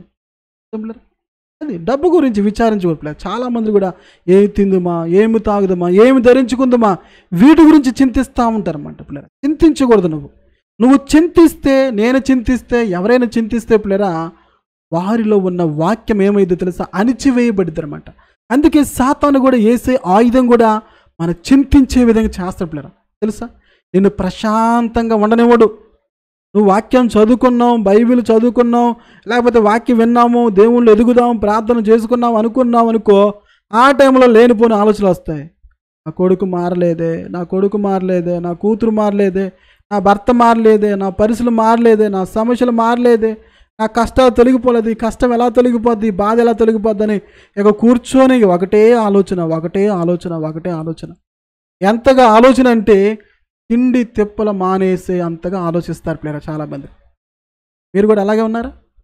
తిండి తిప్పలో మానేసి అంతగా ఆలోచిస్తూ ఉంటారు. నువ్వు అలా ఆలోచించడం బట్టి నీలో ఉన్న వాక్యం అంట అణిచివేయబడిద్దని పిల్లరా. అర్థమైందా? సమస్యలు తొలగిపోద్ది పిల్లరా. గుర్తుపెట్టుకోండి, నీకున్న సమస్యలన్నీ కూడా దేవుడు తొలగిస్తాడు. అర్థమవుతుందా? తొలగిస్తాడు. అయితే నువ్వు బాగా ప్రార్థనలో ఎదగాలి, వాక్యంలో ఎదగాలి, విశ్వాసంలో బలపడుతూ ఉండాలి. ఇలా చేస్తుంటే ఆటోమేటిక్గా నీకు వచ్చే సమస్యలన్నీ కూడా తొలగిపోతూ ఉంటాయి. నీకు వచ్చిన సమస్య తీసుకెళ్ళి ప్రభు దగ్గర పెట్టి, అయ్యా నా సమస్య ఇది, నా కష్టం మీద నేను ప్రార్థన చేసావనుకో, ప్రభు నీకు నెమ్మదిస్తాడు, నీకు మంచి ఆరోగ్యం ఉంటుంది. అలాగే రెండోదిగా దేవుడు ఆ సమస్య తొలగిస్తాడు. నువ్వు ఒక పక్క ఆత్మీయంగా ఎదుగుతావు, ఇంకో పక్క సమస్యలు తొలగిపోతాయి, ఇంకో పక్క దేవుని కార్యాలు చూస్తావు. ఇటు అనేకులు కూడా ఆశీర్వకరంగా మారుతావు. అలా కాకుండా నువ్వు విచారించటం, దిగులు పడటం, నిరుత్సాహపడటము, కూర్చున్నా లేచినా పని చేస్తున్నా కానీ ఒకటే ఆలోచన పెట్టుకున్నావు అనుకో, ఒక పక్క నువ్వు దేవుళ్ళో ఎదగలేవు, ఇంకో పక్క నీ సమస్యలు కూడా తొలగిపోవు. అర్థంలేదా? గుర్తుపెట్టుకోండి, నువ్వు విచారించటం బట్టి, నువ్వు డబ్బు గురించి కావచ్చు, నీ సమస్యల గురించి కావచ్చు, నువ్వు విచారించడం బట్టి నువ్వు దేవుళ్ళో ఎదగలేవు ఒక పక్క, రెండోది నీకున్న సమస్యలు కూడా తొలగిపోవు. అర్థం పిల్లరా? అర్థమైందా? నువ్వు విచారిస్తే ఒక పక్క దేవుళ్ళో కూడా నువ్వు ఎదగలేవు, అంటే ప్రార్థనలో ఎదగలేవు, విశ్వాసములు ఎదగలేవు, దేవుని చిత్తానుసారంగా ఉండలేవు. రెండోది నీ సమస్యలు కూడా తొలగిపోవు. అందుకే ఇక్కడ ప్రభు యొక్క వాక్యం ఏం సెలవిస్తూ ఉంది, ముళ్ళ పొదల్లో ఎత్తబడిన వాడు వాక్యం వినేవాడే కానీ ఐకిక విచారమును తన మోహమును ఆ వాక్యమును ఏం చేస్తాను పిల్లరా, అణిచివేయును, కనుక వాడు నిష్ఫలుడగును అని రాయబడదు. ఏమవుతాడంట? నిష్ఫలుడగును అంటే ఆశీర్వాదం లేనివాడుగా మారిపోతాడు. వాక్యం విన్నాడు అంటే ఇప్పుడు ఎలాగంటే పిల్లరా, మీరు నెలంతా కష్టపడ్డారు, మీకు ఒక్క రూపాయి కూడా జీతం రాలేదు, అట్లా అనమాట. అర్థమైంది ఎగ్జాంపుల్? మీరు నెలంతా పని చేశారు పిల్లరా, అది ఇంట్లో వర్క్ కావచ్చు, కంపెనీలో జాబ్ కావచ్చు, ఏదైనా కావచ్చు. మీరు నెలంతా కష్టపడ్డారు దేనికోసము? నెల శాలరీ తీసుకోవటానికి. నెలంతా కష్టపడినా కానీ మీకు ఒక్క రూపాయి కూడా రాకపోతే మీరు చేసిందంతా పనంతా కూడా వ్యర్థమా కాదా పిల్లరా? మీరు కష్టపడిన దానికి ప్రతిఫలం రాకపోతే వ్యర్థమా కాదా పిల్లరా? మీ కష్టమంతా కూడా, అయ్యో ఎంత కష్టపడ్డానే, ఎంత ప్రయాసపడ్డానే, కనీసం ఒక్క రూపాయి కూడా రాలేదే, నా కష్టమంతా కూడా వ్యర్థమైపోయిందే అని ఎంత బాధపడతాం పిల్లరా? ఇది కూడా అలాగనమాట. నువ్వు ఎంతో భక్తి చేసావు, ఎన్నో ప్రార్థనలు చేసావు, ఎంతో ఉపవాసం ఉన్నావు, ఎంతో వాక్యం చదివావు, ఎంతో దేవుళ్ళో విశ్వాసం కలిగి ఉన్నావు. అయితే నీలోకి ఐక్యక విచారాలు వచ్చాయి, నీలోకి ధనమోహం వచ్చింది. ఇవి వచ్చేసి ఏ వాక్యాన్ని అయితే బాగా నువ్వు ప్రేమించావో, ఏ ప్రార్థన జీవితం అయితే నువ్వు ప్రేమించావో అవన్నీ కూడా అణిచివేస్తా ఉంటాయి పిల్లలు, అణిచివేస్తా. దానివల్ల ఏమైందంటే నీ జీవితంలో ఆశీర్వాదం ఉండదు, దేవుని కార్యాలు జరగవు. అదే పిల్లరా? సో 3 రకమైన ప్రజలు ఏమయ్యారంటే దేవుని యొక్క ఆశీర్వాదాలు పొందుకోలేకపోయారు. అదే పిల్లరా? మొదటి కేటగిరీ ఏంటంటే వాక్యం విన్నారు, గ్రహించకపోవటం వలన సాతానుగాడు వచ్చి వాక్యం వెతకపోయాడు. రెండో కేటగిరీ ఏంటంటే రాతి నేల మీద పడ్డవాళ్ళు. ఎవరంటే వీళ్ళు వాక్యం విన్నారు కానీ వీరిలో లోతైన వేరు లేదు, అంటే వీరికి శ్రమలు హింసలు కలగగానే యేసుని వదిలిపెట్టి వెళ్ళిపోయిన వాళ్ళు. రెండో కేటగిరీ, రెండో బ్యాచ్. మూడో వాళ్ళు ఎవరంటే వీళ్ళు కూడా వాక్యం విన్నారు, వాక్యాలు ఎదిగారు, కానీ వీరికి కొన్ని విచారాలు వచ్చాయి. కొన్ని సమస్యలు వచ్చాయి, వీరికి కొన్ని శోధనలు వచ్చాయి, కొన్ని ఇబ్బందులు వచ్చాయి. అది డబ్బు పరంగా కావచ్చు, కుటుంబ పరంగా కావచ్చు. ఇలాంటివి వచ్చినప్పుడు వీరు విచారణలో పడిపోయారు, ఇబ్బందుల్లో పడిపోయారు. ఆ ఇబ్బందుల్లో కష్టాల్లో ఉండిపోతూ వాక్యాన్ని, ప్రార్థన, దేవుణ్ణి నిర్లక్ష్యం చేశారు. అందువల్ల ఏమైపోయారు, వీళ్ళు కూడా ఎలాంటి ఆశీర్వాదం పొందుకోలేదు. సో అల్టిమేట్గా 4వ వ్యక్తిని చూద్దాం. మంచి నేలను ఎత్తబడిన వాడు వాక్యం విని గ్రహించువాడు. అట్టివారు సఫలులై ఒకడు 100 ఒకడు 60 ఒకడు 30 ఫలించును. చూసారు పిల్లలు, ఎన్నంతలుగా ఫలించారంట? 100 60 30 ఏమయ్యారు పిల్లరా? ఫలించారు, ఆశీర్వదించబడ్డారు, దేవుని దీవెను పొందుకున్నారు. ఏ నేల ఇది? మంచి నేల. మంచి నేల పిల్లరా. నేల అంటే ఏంటి తెలుసు కదా? హృదయం. మన హృదయం మంచిగా ఉండాలి. అర్థమవుతుందా? నీ హృదయం అనే నేల మంచిగా ఉంటే, దేవుని వాక్యం అనే ఇత్తనము నీ హృదయంలో ఎత్తబడినట్లయితే నీలో ఫలాలు వస్తాయి. అర్థం పిల్లరా? అంత ఈజీగా దేవుని ఆశీర్వాదం పొందుకోవాలంటే, దేవుడు దీవెన నువ్వు పొందుకోవాలంటే అంత ఈజీగా కొన్నిసార్లు ఇవన్నీ దాటుకొని రావాలి. ఆ 3 దాటుకొని 4వ మెట్టెక్కిన వాడే ఆశీర్వదించబడతాడు పిల్లరా. ఒక విధంగా చెప్పాలంటే ఆశీర్వాదానికి 4 మెట్లు అని చెప్పొచ్చు. ఓకేనా? ఆశీర్వాదానికి 4 మెట్లు అని చెప్పొచ్చు. ఈ 3 దాటుకొని ఏ వ్యక్తి అయితే వస్తాడో ఆ వ్యక్తి ఆశీర్వదించబడతాడు. చూద్దాం పిల్లరా, మనకి ఇక్కడ చూసినట్లయితే ఇక్కడ రాయబడిన మాట లూకా సువార్తలో, మంచి నేల నుండి ఇత్తనము పోలిన వారెవరనగా యోగ్యమైన మంచి మనసుతో వాక్యము విని దానిని అవలంబించి ఓపికతో ఫలించువారు. ఎవరంట మంచి నేల? మంచి నేలలో ఎత్తబడిన వారు ఎవరంట పిల్లరా? యోగ్యమైన మంచి మనసుతో వాక్యం విని. ఏ మనసు అని పిల్లరా? మంచి మనసుతో వాక్యం విని.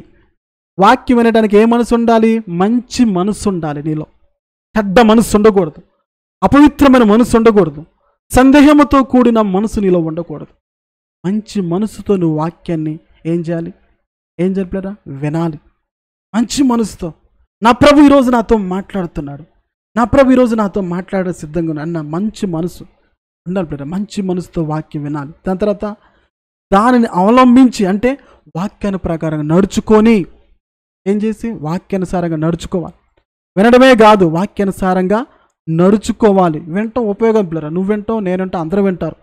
ఇప్పుడు ఊళ్ళో ఒక మైకు పెట్టి చెప్పామనుకో పిల్లరా, ప్రభు నమ్మని వాళ్ళు కూడా వింటారు.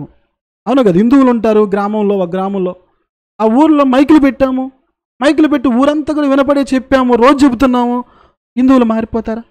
వాక్యం వింటున్నారు కానీ దాన్ని పాటించకపోతే వారి జీవితాల కార్యాలు జరుగుతాయి. చెప్పండి పిల్లరా. అలాగే పిల్లరా, వాక్యం వినటం అనేది చాలా ప్రాముఖ్యము. అదొక్కటే కాదు, 2వ మెట్టు ఏంటి? దాన్ని ప్రకారముగా చెయ్యాలి పిల్లరా. వాక్యం ఏదైతే చెప్తుందో దాన్ని చెయ్యాలి. చేస్తేనే అప్పుడు నీ జీవితంలో కార్యం జరుగుతుంది అనమాట. తర్వాత ఏంటంట? ఓపికతో ఫలించువారు. అంటే నీలో ఏముండాలి? ఓపిక ఉండాలి, సహనం ఉండాలి, ఓర్పు ఉండాలి. క్రైస్తవ జీవితం అంటే ఓర్పు, సహనము, ఓపిక ఇవి చాలా ప్రాముఖ్యం పిల్లరా. ప్రతి క్రైస్తవుల్లో, ప్రతి విశ్వాసులో, ప్రతి సేవకుల్లో ఇవి ఉండాలి. ఏముండాలి? ఓపిక ఉండాలి, సహనం ఉండాలి, ఓర్పు ఉండాలి, నిరీక్షణ ఉండాలి. ఇవి కలిగిన వాళ్ళు 30 100 లేదా 60 ఫలిస్తారు. అర్థమైంది? ఇక్కడ చెప్పిన ప్రకారముగా అర్థమైందా? ఎవరు? 100 ఒకడు, 60 ఒకడు, 30 ఒకడు ఫలించును. అర్థంలేరా? వాక్యం విని గ్రహించువాడు. సో గ్రహించాలి. ఆ తర్వాత ఇక్కడ రాయబడిన ప్రకారముగా మంచి మనసుతో వినాలి, దాన్ని అవలంబించాలి, దాని ప్రకారంగా నడుచుకోవాలి, ఓపికతో మనము ఎదురు చూడాలి.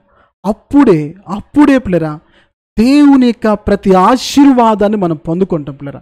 బైబిల్లో మనం చూసినట్లయితే అబ్రాహాము జీవితంలో దేవుడు అబ్రాహాముని పిలిచాడు. అబ్రామా, నీ దేశాన్ని, నీ బంధువుల్ని, నీ ఇంటి వారిని విడిచిపెట్టి నేను చూపించే దేశానికి నువ్వు రా.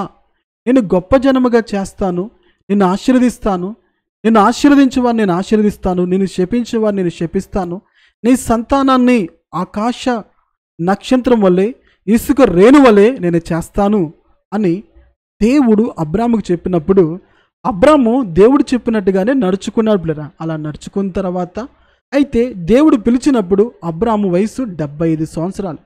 ఎన్ని సంవత్సరాలు? 75 సంవత్సరాలు. అయితే అబ్రాము జీవితంలో ఒక కొరత ఉంది. ఏంటో తెలుసా? అబ్రాము కూడా బాగా ఎదురు చూసింది, కావాలనుకున్నది. మరి అబ్రాము జీవితంలో లేనిది ఏంటంటే బిడ్డలు లేరు, వారసులు లేడు. ప్రతిసారి కూడా దేవుణ్ణి అడుగుతూ వచ్చాడు, ప్రభా నాకు వారసులు లేడే, నాకు కుమారుడు లేడని ఎంతో ఎదురు చూశాడు. ఆ ఎదురు చూపు ఎన్ని సంవత్సరాలు పట్టిందో తెలుసు పిల్లరా? 25 సంవత్సరాలు పట్టింది. అంటే అబ్రాములో ఏముంది? ఓపిక ఉంది. ఓపిక ఉంది. ఓపికతో ఫలించాడు అబ్రాము. అర్థంలేరా? అంతేగాని దేవుడు వెంటనే పిలవంగానే తెల్లారే శారా గర్భవతి గాల. దేవుడు అబ్రామును పిలవగానే నెక్స్ట్ ఇయర్నే శారా గర్భవతి గాల. అర్థంలేరా? 2వ సంవత్సరమే గర్భవతి గాల. ముసలతనంలో వృద్ధాపంలో దేవుడు ఆమె కన్సీవ్ అవులాగన, గర్భవతి అవులాగన, ఒక బిడ్డకి జన్మనిచ్చేలాగన ప్రభు చేస్తాడు. అంటే అప్పటి వరకు వాళ్ళు జర్నీ, వాళ్ళ ప్రయాణం ఎలా జరిగింది? ఓపికతో వాళ్ళు దేవుళ్ళు ఎదుగుతూ వచ్చారు. కాబట్టే సహనం కలిగి, ఓర్పు కలిగి, నిరీక్షణ కలిగి వారు ఓపికతో ముందుకు వచ్చారు. కాబట్టి అబ్రాము శారాలు ఏ విధంగా ఫలించారు? 100 60 30 వాళ్ళు ఫలించారు. అందుకే లాస్ట్కి రాసినాడు అబ్రాము గురించి ఏమని రాయబడిందంటే, యెహోవా అన్ని విషయంలో అబ్రామును ఆశీర్వదించును అని రాయబడింది. అది ప్రారంభంలో రాయలేదు, కానీ లాస్ట్లో దేవుడు ఆ మాట రాయించాడు. ఏంటో తెలుసా పిల్లరా? అబ్రాము అన్ని విషయంలో ఆశీర్వదించబడును అని రాయబడింది. ఎప్పుడు? ఓపికతో పిల్లరా. అది మరి అబ్రాము జీవితంలో సమస్యలు రాలేదా? శోధనలు రాలేదా? కష్టాలు రాలేదా? ఇబ్బందులు రాలేదా? వచ్చాయి. ఇవన్నీ కూడా దాటుకుంటూ వెళ్ళాడు. కాబట్టే అబ్రాము ఎన్నింతలుగా? 100 60 30 అబ్రాము ఏమయ్యాడు పిల్లరా?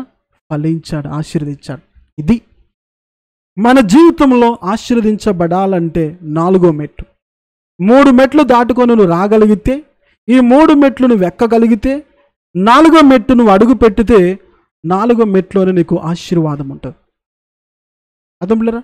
ఈ 3 దాటుకొని రాకుండా నువ్వు ఉన్నట్లయితే నీ జీవితంలో ఆశీర్వాదం లేదు. అయితే ఈరోజు మీకు ఒక ప్రశ్న వేయాలనుకుంటున్నాను. మీరు ఇంతకీ ఎక్కడున్నారు? ఏ ప్లేస్లో ఉన్నారు? త్రోవ పక్కబడిన వారుగా ఉన్నారా? లేకపోతే రాతి నీళ్ళ పడ్డవారుగా ఉన్నారా? లేకపోతే ముళ్ళ పొదల పడ్డ ఇత్తనం పోలి ఉన్నారు పిల్లరా? ఎక్కడున్నారు? లేకపోతే మంచి నేలలో పడ్డవారుగా ఉన్నారా? ఇది మీకు తెలుసు. ఈ సమయంలో మిమ్మల్ని మీరు పరిశీలన చేసుకోండి.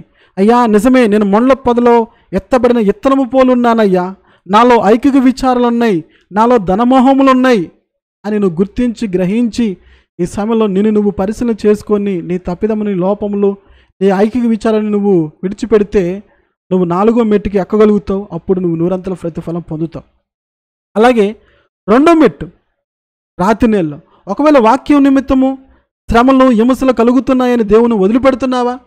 అయితే నువ్వు గ్రహించుకొని నువ్వు పరిశీలన చేసుకొని, ప్రభా నేను రాతి నీళ్ళలో ఎత్తబడిన ఇత్తనం వల్ల నేను ఉన్నానయ్యా, నా జీవితంలో అలాగే ఉంది ప్రభా, నాకు శ్రమలు కలిగినప్పుడు, ఇబ్బందులు కలిగినప్పుడు, కష్టాలు కలిగినప్పుడు నేను విడిచిపెడుతున్నానయ్యా, నేను త్రోసివేస్తున్నాను, నిన్ను అనకూడని మాటలు మాట్లాడుతున్నానయ్యా అని నువ్వు పరిశీలన చేసుకొని తప్పు నువ్వు సరి చేసుకొని, ప్రభా నన్ను మంచి నేలలో ఎత్తబడిన ఇత్తనం వల్లే నన్ను చేయి ప్రభు అని అడిగితే ప్రభు నీకు సహాయం చేస్తాడు. ఒకవేళ లేదు, నువ్వు ప్రారంభంలో ఉన్నావా? త్రోవ పక్కబడిన ఇత్తనం వల్లే ఉన్నావా? నువ్వు ఎంటున్నావు కానీ గ్రహించలేని స్థితిలో ఉండటం బట్టి సాతానుగాడు వచ్చి నీ హృదయంలో ఉన్న వాక్యాన్ని ఎత్తుకుపోతున్నాడా? అందువల్ల నీ జీవితంలో ఫలం లేదు పిల్లరా. అర్థమవుతుందా? ఈ 3 మనం దాటుకొని రావాలి. 1 త్రోవ పక్క పడిన ఇత్తనం, 2 రాతి నేల పడ్డ ఇత్తనము, 3 ముళ్ళ పొదల పడ్డ ఇత్తనము. ఈ 3 వల్ల ఏమి ఉపయోగం జరగల. అర్థం పిల్లరా? ఈ 3 ఆశీర్వాదం లేదు, ఈ 3 దీవెన లేదు. ఈ మాట్లాడిన ప్రియమైన సహోదరుడా, నువ్వు ఎక్కడున్నావు? ఈ 3 ఎక్కడో ఒక చోట నువ్వు ఉండొచ్చు. ఈరోజు ఈ సమయంలో దేవుడు నీతోనే మాట్లాడుతున్నాడు. దేవుడు నిన్ను 4వ మెట్టుకు తీసుకెళ్ళాలనుకుంటున్నాడు. లేదా మంచి నెలలో ఎత్తబడిన ఇత్తనం వల్ల నేను దేవుడిని చేయాలని ఇష్టపడతా ఉన్నాడు. ఏం చేయబోతున్నావు? దేవుడికి నీ చేయిచ్చి అబ్రాము వలె ఓపికతో సహనంతో నువ్వు దేవుని యొక్క వాక్యాన్ని మంచి మనసు స్వీకరించి ఓపికతో సహనంతో నిరీక్షణతో దేవుని కోసం ఎదురు చూస్తే నీ జీవితంలో 100 60 30 నువ్వు ఆశీర్వాదం చూడగలుగుతావు.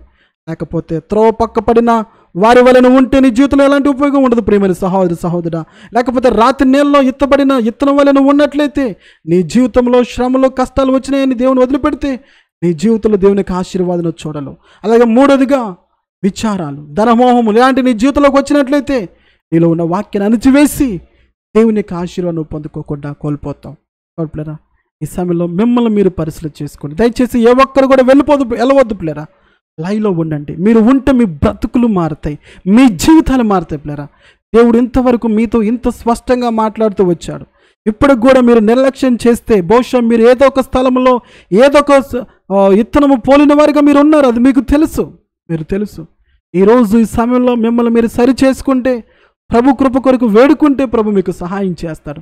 త్వరపడి వెళ్ళిపోకండి. ఎవరైనా కనిపిడరా, ఎవరైతే మాట్లాడినారో మిమ్మల్ని సాతానుగాడు మీరు ఆశీర్వదించబడకూడదని, మీరు దీవించబడకూడదని, మీ జీవితాలు మారకూడదని మిమ్మల్ని సాతానుగాడు లైవ్లో ఉంచి ప్రార్థన నుంచి దూరం చేయాలని ఇష్టపడతా ఉంటున్నారా. సాతాను వైపు వెళ్ళిపోకండి. సాతానుగాడు మాటలు వినకాకండి. దేవునికి చోటు ఇవ్వండి. ప్రభు మీ జీవితంలో కార్యం జరిగిస్తాడు. పిల్లరా, మరి సమయంలో ప్రార్థన చేసుకున్నాం. దయచేసి మీరు ఉన్న చోట మోకరించగలిగితే మోకరించండి పిల్లరా. దయచేసి ఉన్న చోట మోకరించడానికి అవకాశం ఉంటే మోకరించండి. ఒకవేళ మీకు అవకాశం లేకపోతే కనీసం కళ్ళు మూసుకొని పిల్లరా, కళ్ళు మూసుకొని ఈ ప్రార్థనలోకి ఇప్పించారు. దయచేసి పిల్లరా, ఏ ఒక్కరు కూడా వెళ్ళిపోవద్దు పిల్లరా. దయచేసి ఈ సమయంలో దేవుడు మీ జీవితంలో గొప్ప కార్యాన్ని జరిగించే సమయం పిల్లరా. మనం పరిశీలన చేసుకునే సమయం పిల్లరా. దయచేసి ప్రతి ఒక్కరు కూడా ప్రార్థనలోకి ఇప్పించండి పిల్లరా. నీకు తెలుసు నువ్వు ఎక్కడున్నావో, నువ్వెందుకు ఆశీర్వదించబడట్లేదో, ఎందుకు నీ జీవితంలో దేవుని కార్యం జరగట్లేదో. ప్రియమైన సహోదరుడా, నీకు తెలుసు. నువ్వు త్రోవ పక్కన పడి ఉన్నావా, రాతి నీళ్ళలో పడ్డావా, ముళ్ళ పొదలు పడ్డావా, మంచి నీళ్ళ పడ్డావా, అది నీకు తెలుసు. ప్రియమైన సహోదరుడా, దయచేసి వెళ్ళిపోకాకు. ఈ సమయంలో నువ్వు పరిశీలన చేసుకొని, ఈ సమయంలో నువ్వెక్కడ ఏ స్థలంలో ఉన్నావో, ఏ మెట్టు ఎక్కావో, ఎక్కడున్నావో నువ్వుగా ఈ సమయంలో పరిశీలన చేసుకొని ప్రభుకి దగ్గర నీ పరిస్థితి ఏంటో చెప్తే ప్రభు నీకు సహాయం చేస్తాడు. పిల్లరా, ప్రతి ఒక్కరు కూడా ప్రార్థనలోకి పెంచండి. కళ్ళు మూసుకోండి. ప్రతి ఒక్కరు కూడా ప్రార్థన చేసుకోండి. ప్రభా,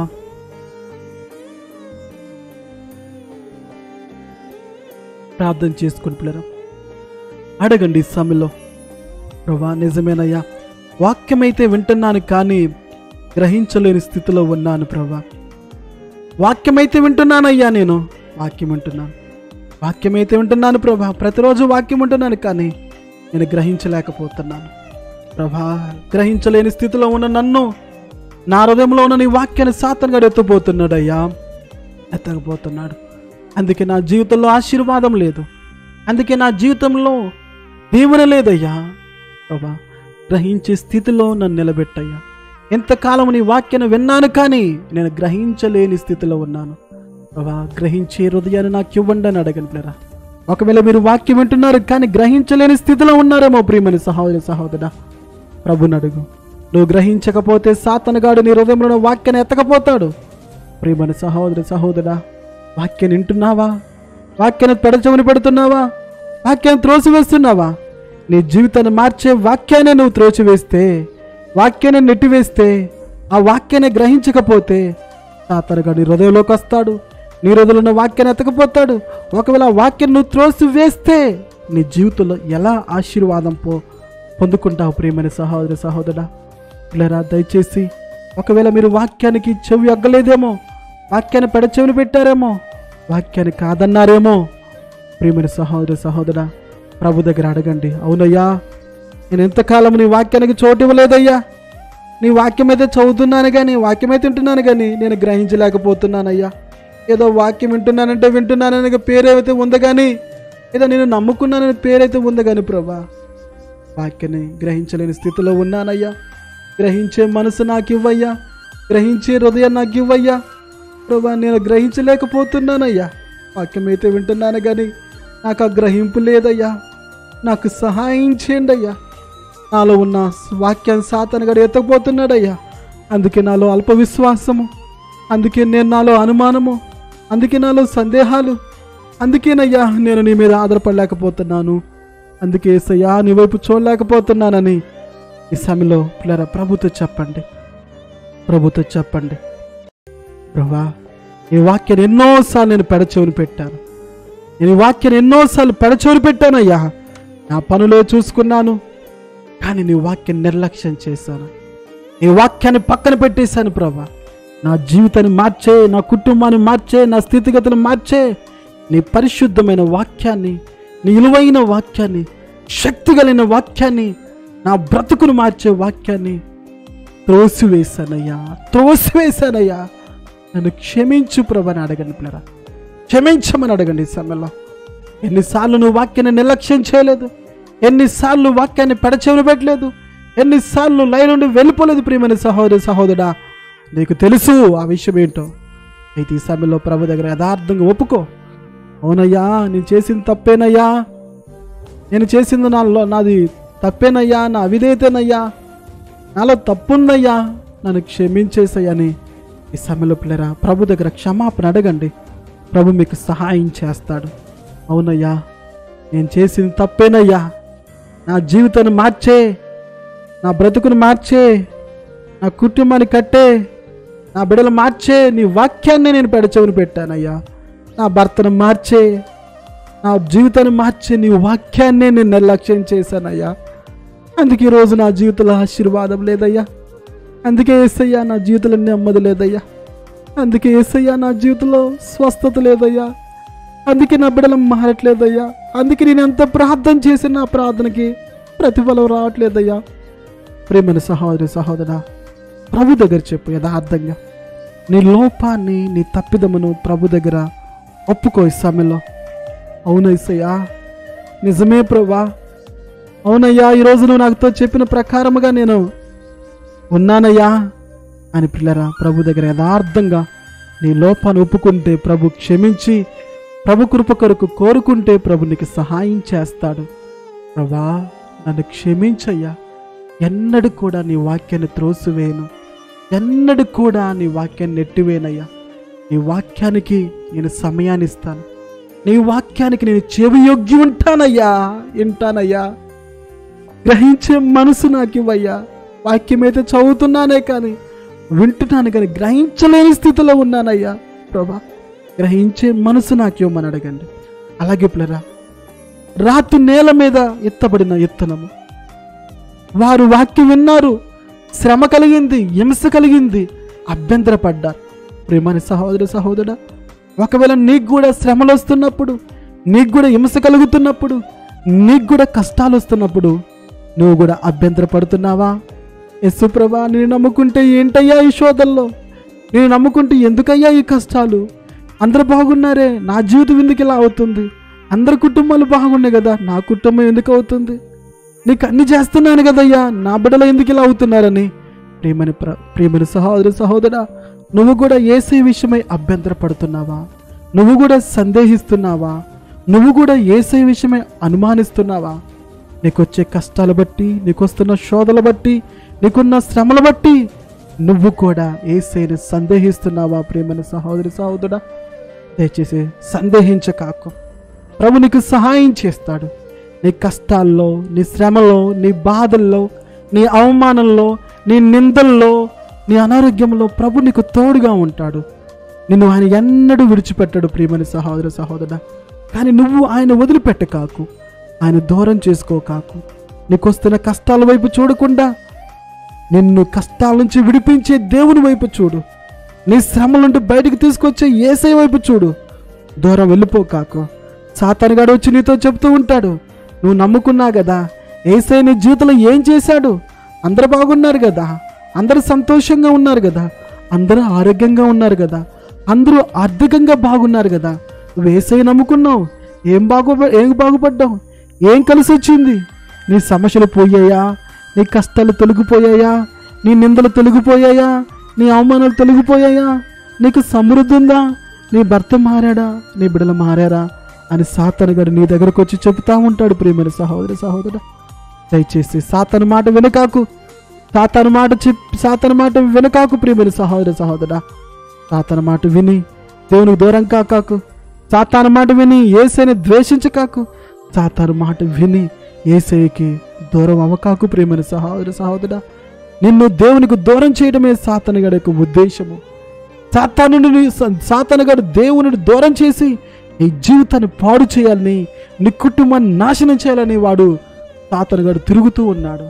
కాబట్టి ఎంత శ్రమ కలిగినా, ఎంత బాధ కలిగినా యోబు వల్లే ప్రభు వైపు చూడు. ఆయన కోసం నిరీక్షణ కలిగి ఉండు. ఆయన కోసం ఎదురు చూడు. నా ప్రభు నాతో ఉన్నాడు, ఆయన నన్ను ఎన్నడూ విడువడు. ఈరోజు వస్తున్న శ్రమలు, ఈరోజున్న కష్టాలు, ఈరోజున్న నిందలు నా ప్రభు తప్పకుండా తొలగిస్తాడు. ఈరోజున్న కష్టాలన్నీ కూడా నా దేవుడు తొలగిస్తాడు. రాబోతు దినాల్లో నాకు మంచి రోజులు రాబోతున్నాయి, నా దేవుడు నా కోసం మేలు చేయబోతున్నాడన్న నిరీక్షణ కలిగి ఉన్నప్పుడురా, కలిగి ఉండండి. దేవుని కార్యాలు అప్పుడు మీరు జీవితంలో చూడగలుగుతారు. మూడోదిగా ముళ్ళ పొదలు పడిన వారు. ముళ్ళ పొదలు పడిన వారు వీరు వాక్యం విన్నారు, గ్రహించారు, కానీ వారిలో ఐకిక విచారాలు తన మొహము వారిలో వచ్చి ఆ వాక్యాన్ని అణిచివేశాయి. ప్రియమైన సహోదరా, ఈరోజు నువ్వు కూడా నీలో ఐకిక విచారాలు ఉన్నాయా? నువ్వు కూడా విచారిస్తున్నావా? ఏంటి నా జీవితం ఇలా ఉందని నువ్వు కూడా విచారంలో ప్రతిరోజు కూడా విచారిస్తూ కృంగిపోతూ, దిగులు పడుతూ, ఆలోచిస్తూ, చింతిస్తూ ఉన్నావా? ప్రియమైన సహోదరా, నువ్వు చింతించటం వల్ల, నువ్వు విచారించటం వల్ల నీ సమస్య ఎక్కువ కాదు, తక్కువ కాదు. ప్రియమైన సహోదరా, నువ్వు విచారించడం వల్ల నీలో ఉన్న వాక్యం అణిచివేయబడతా ఉంది. నువ్వు చింతించడం వల్ల నీ ప్రార్థన జీవితం తగ్గిపోతూ ఉంది. నువ్వు బాగా ఆలోచించడం వల్ల నువ్వు దేవునికి దూరం అయిపోతూ ఉంటావు. నువ్వు చేయాల్సినంత ప్రార్థన చేయలేక నువ్వు పోతూ ఉంటావు. నువ్వు ఉండాల్సినంతగా నువ్వు భక్తిగా ఉండలేకపోతూ ఉంటావు. ప్రియమైన సహోదరా, నువ్వు విచారాలు మానివేయి. డబ్బు గురించి ఆలోచించడం మానివేయి.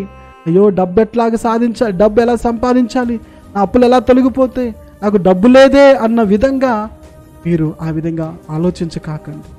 లేరా, దయచేసి మీరు చెప్తున్న ప్రకారంగా ప్రార్థన చేయండి, ప్రార్థనలు ఏకీవించండి. ప్రతి ఒక్కరు కూడా చెబుతున్న ప్రకారంగా ప్రార్థన చేసుకోండి. హల్లెలూయా. ఎస్తేరాని లైలో లేరమ్మా, ఇప్పటి వరకు మీరు మోకరించి ప్రార్థన చేయండి. ఆమెను పెడుతున్నారు. ఇంకా ప్రార్థన అవ్వకముందులే లేరా, ప్రార్థన అవ్వకముందులే కామెంట్ చేస్తున్నారు ఆమెనేనని. భయం లేదా ఏంటి మీకు? లేరా, దయచేసి చెప్తున్న ప్రకారంగా ప్రార్థన చేయండి. దేవుని సేవకుడిగా మీకు చెప్తున్నాను, అడగండి. చెప్తున్న ప్రకారంగా మొరపెట్టండి. సమయంలో మొరపెట్టండి. మిమ్మల్ని మీరు మోసం చేసుకోవద్దు పిల్లరా. కామెంట్ చేసి వెళ్ళిపోదాంలే, లైలో ఉన్నారులే అనుకుంటారని మిమ్మల్ని మీరు మోసం చేసుకోవద్దు పిల్లరా. మీకోసం ఇంతగా ఎలా ప్రార్థన చేయాలో మిమ్మల్ని నడిపిస్తున్న ప్రకారంగా ఆ విధంగా ప్రార్థన చేయండి. ఎంతకాలం అజ్ఞానంలో ఉంటారు, ఎంతకాలము అలాగే ఉండిపోతారు. ఫలించాలి.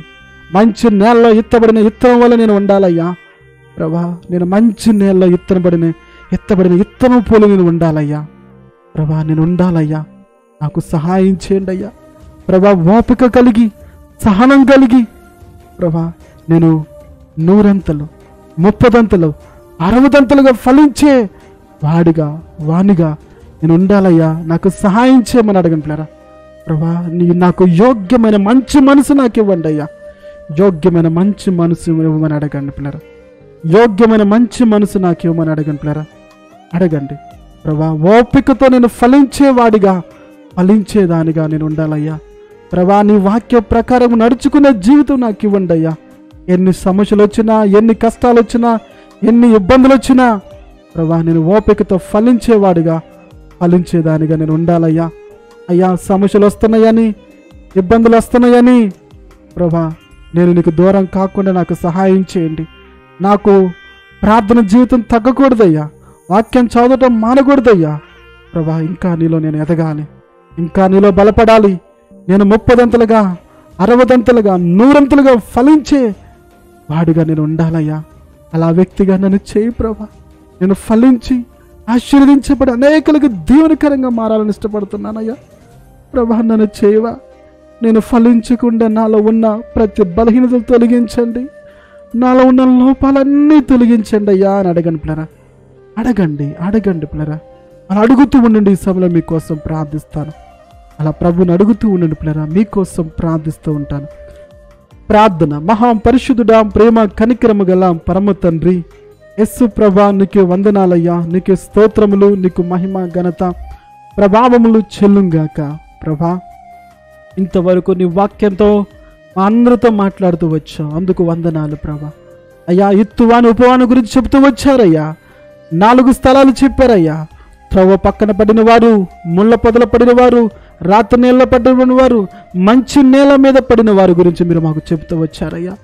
ప్రభా, మంచి నేలలో ఇత్తబడిన ఇత్తనమే ఫలించింది ప్రభా. 100 60 30 ఫలించిందయ్యా.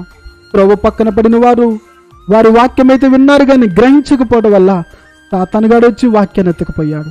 ఏ వాక్యం అయితే మా జీవితాలు మార్చిద్దో ప్రభా, ఏ వాక్యం అయితే మా బ్రతుకులు మార్చిద్దో, ఏ వాక్యం అయితే మా జీవితాలు కట్టిద్దో ఆ వాక్యమే సాతానుగాడు ఎత్తుకుపోయాడయ్యా.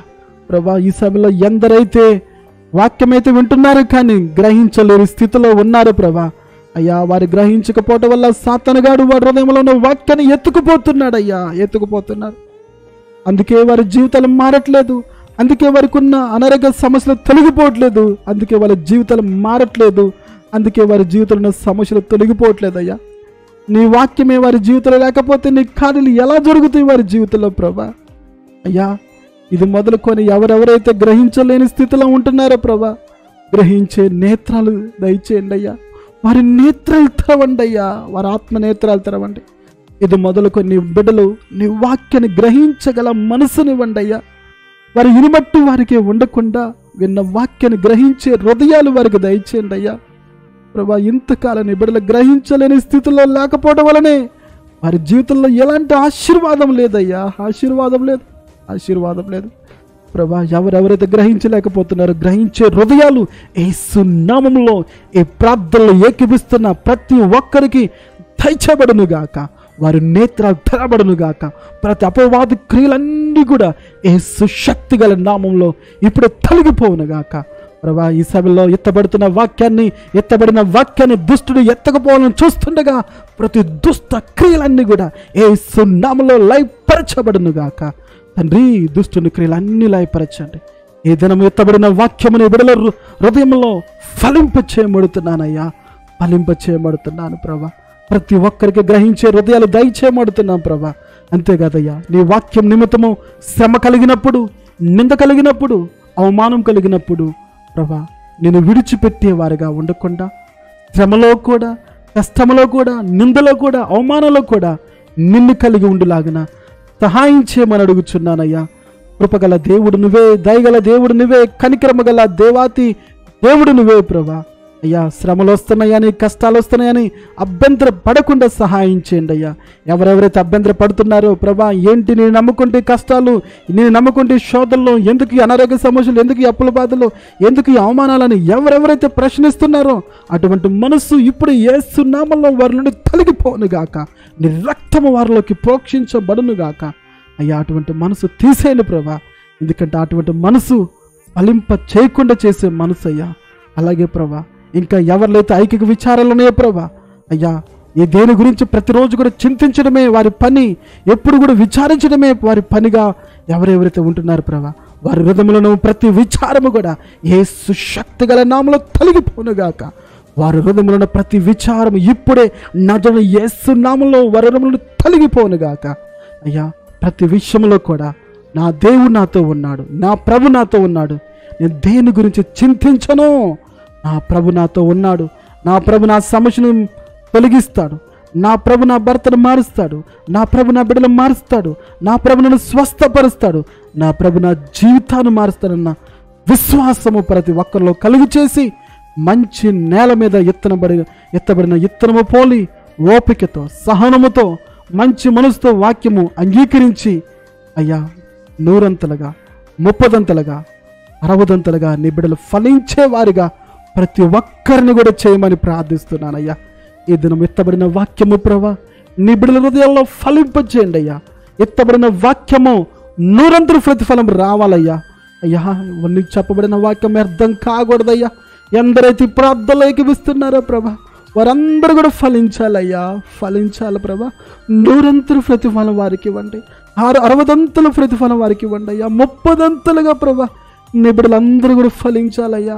ఇంకా ఫలించకుండా, ఆశీర్వాదం లేకుండా, స్వస్థత లేకుండా, నెమ్మది లేకుండా, దీవెన లేకుండా ఎవరెవరైతే ఉన్నారో ప్రభా, వారందరికీ దయచేసి నీ మహిమ కొరికే వారు నిలబెట్టమని నీ బిడ్డలందరినీ కూడా నీ హస్తాలకు అప్పగించుకుంటూ యేసు శక్తి గల నామంలో అడిగి వేడుకుంటూ పొందుకున్నాం పరమ తండ్రి.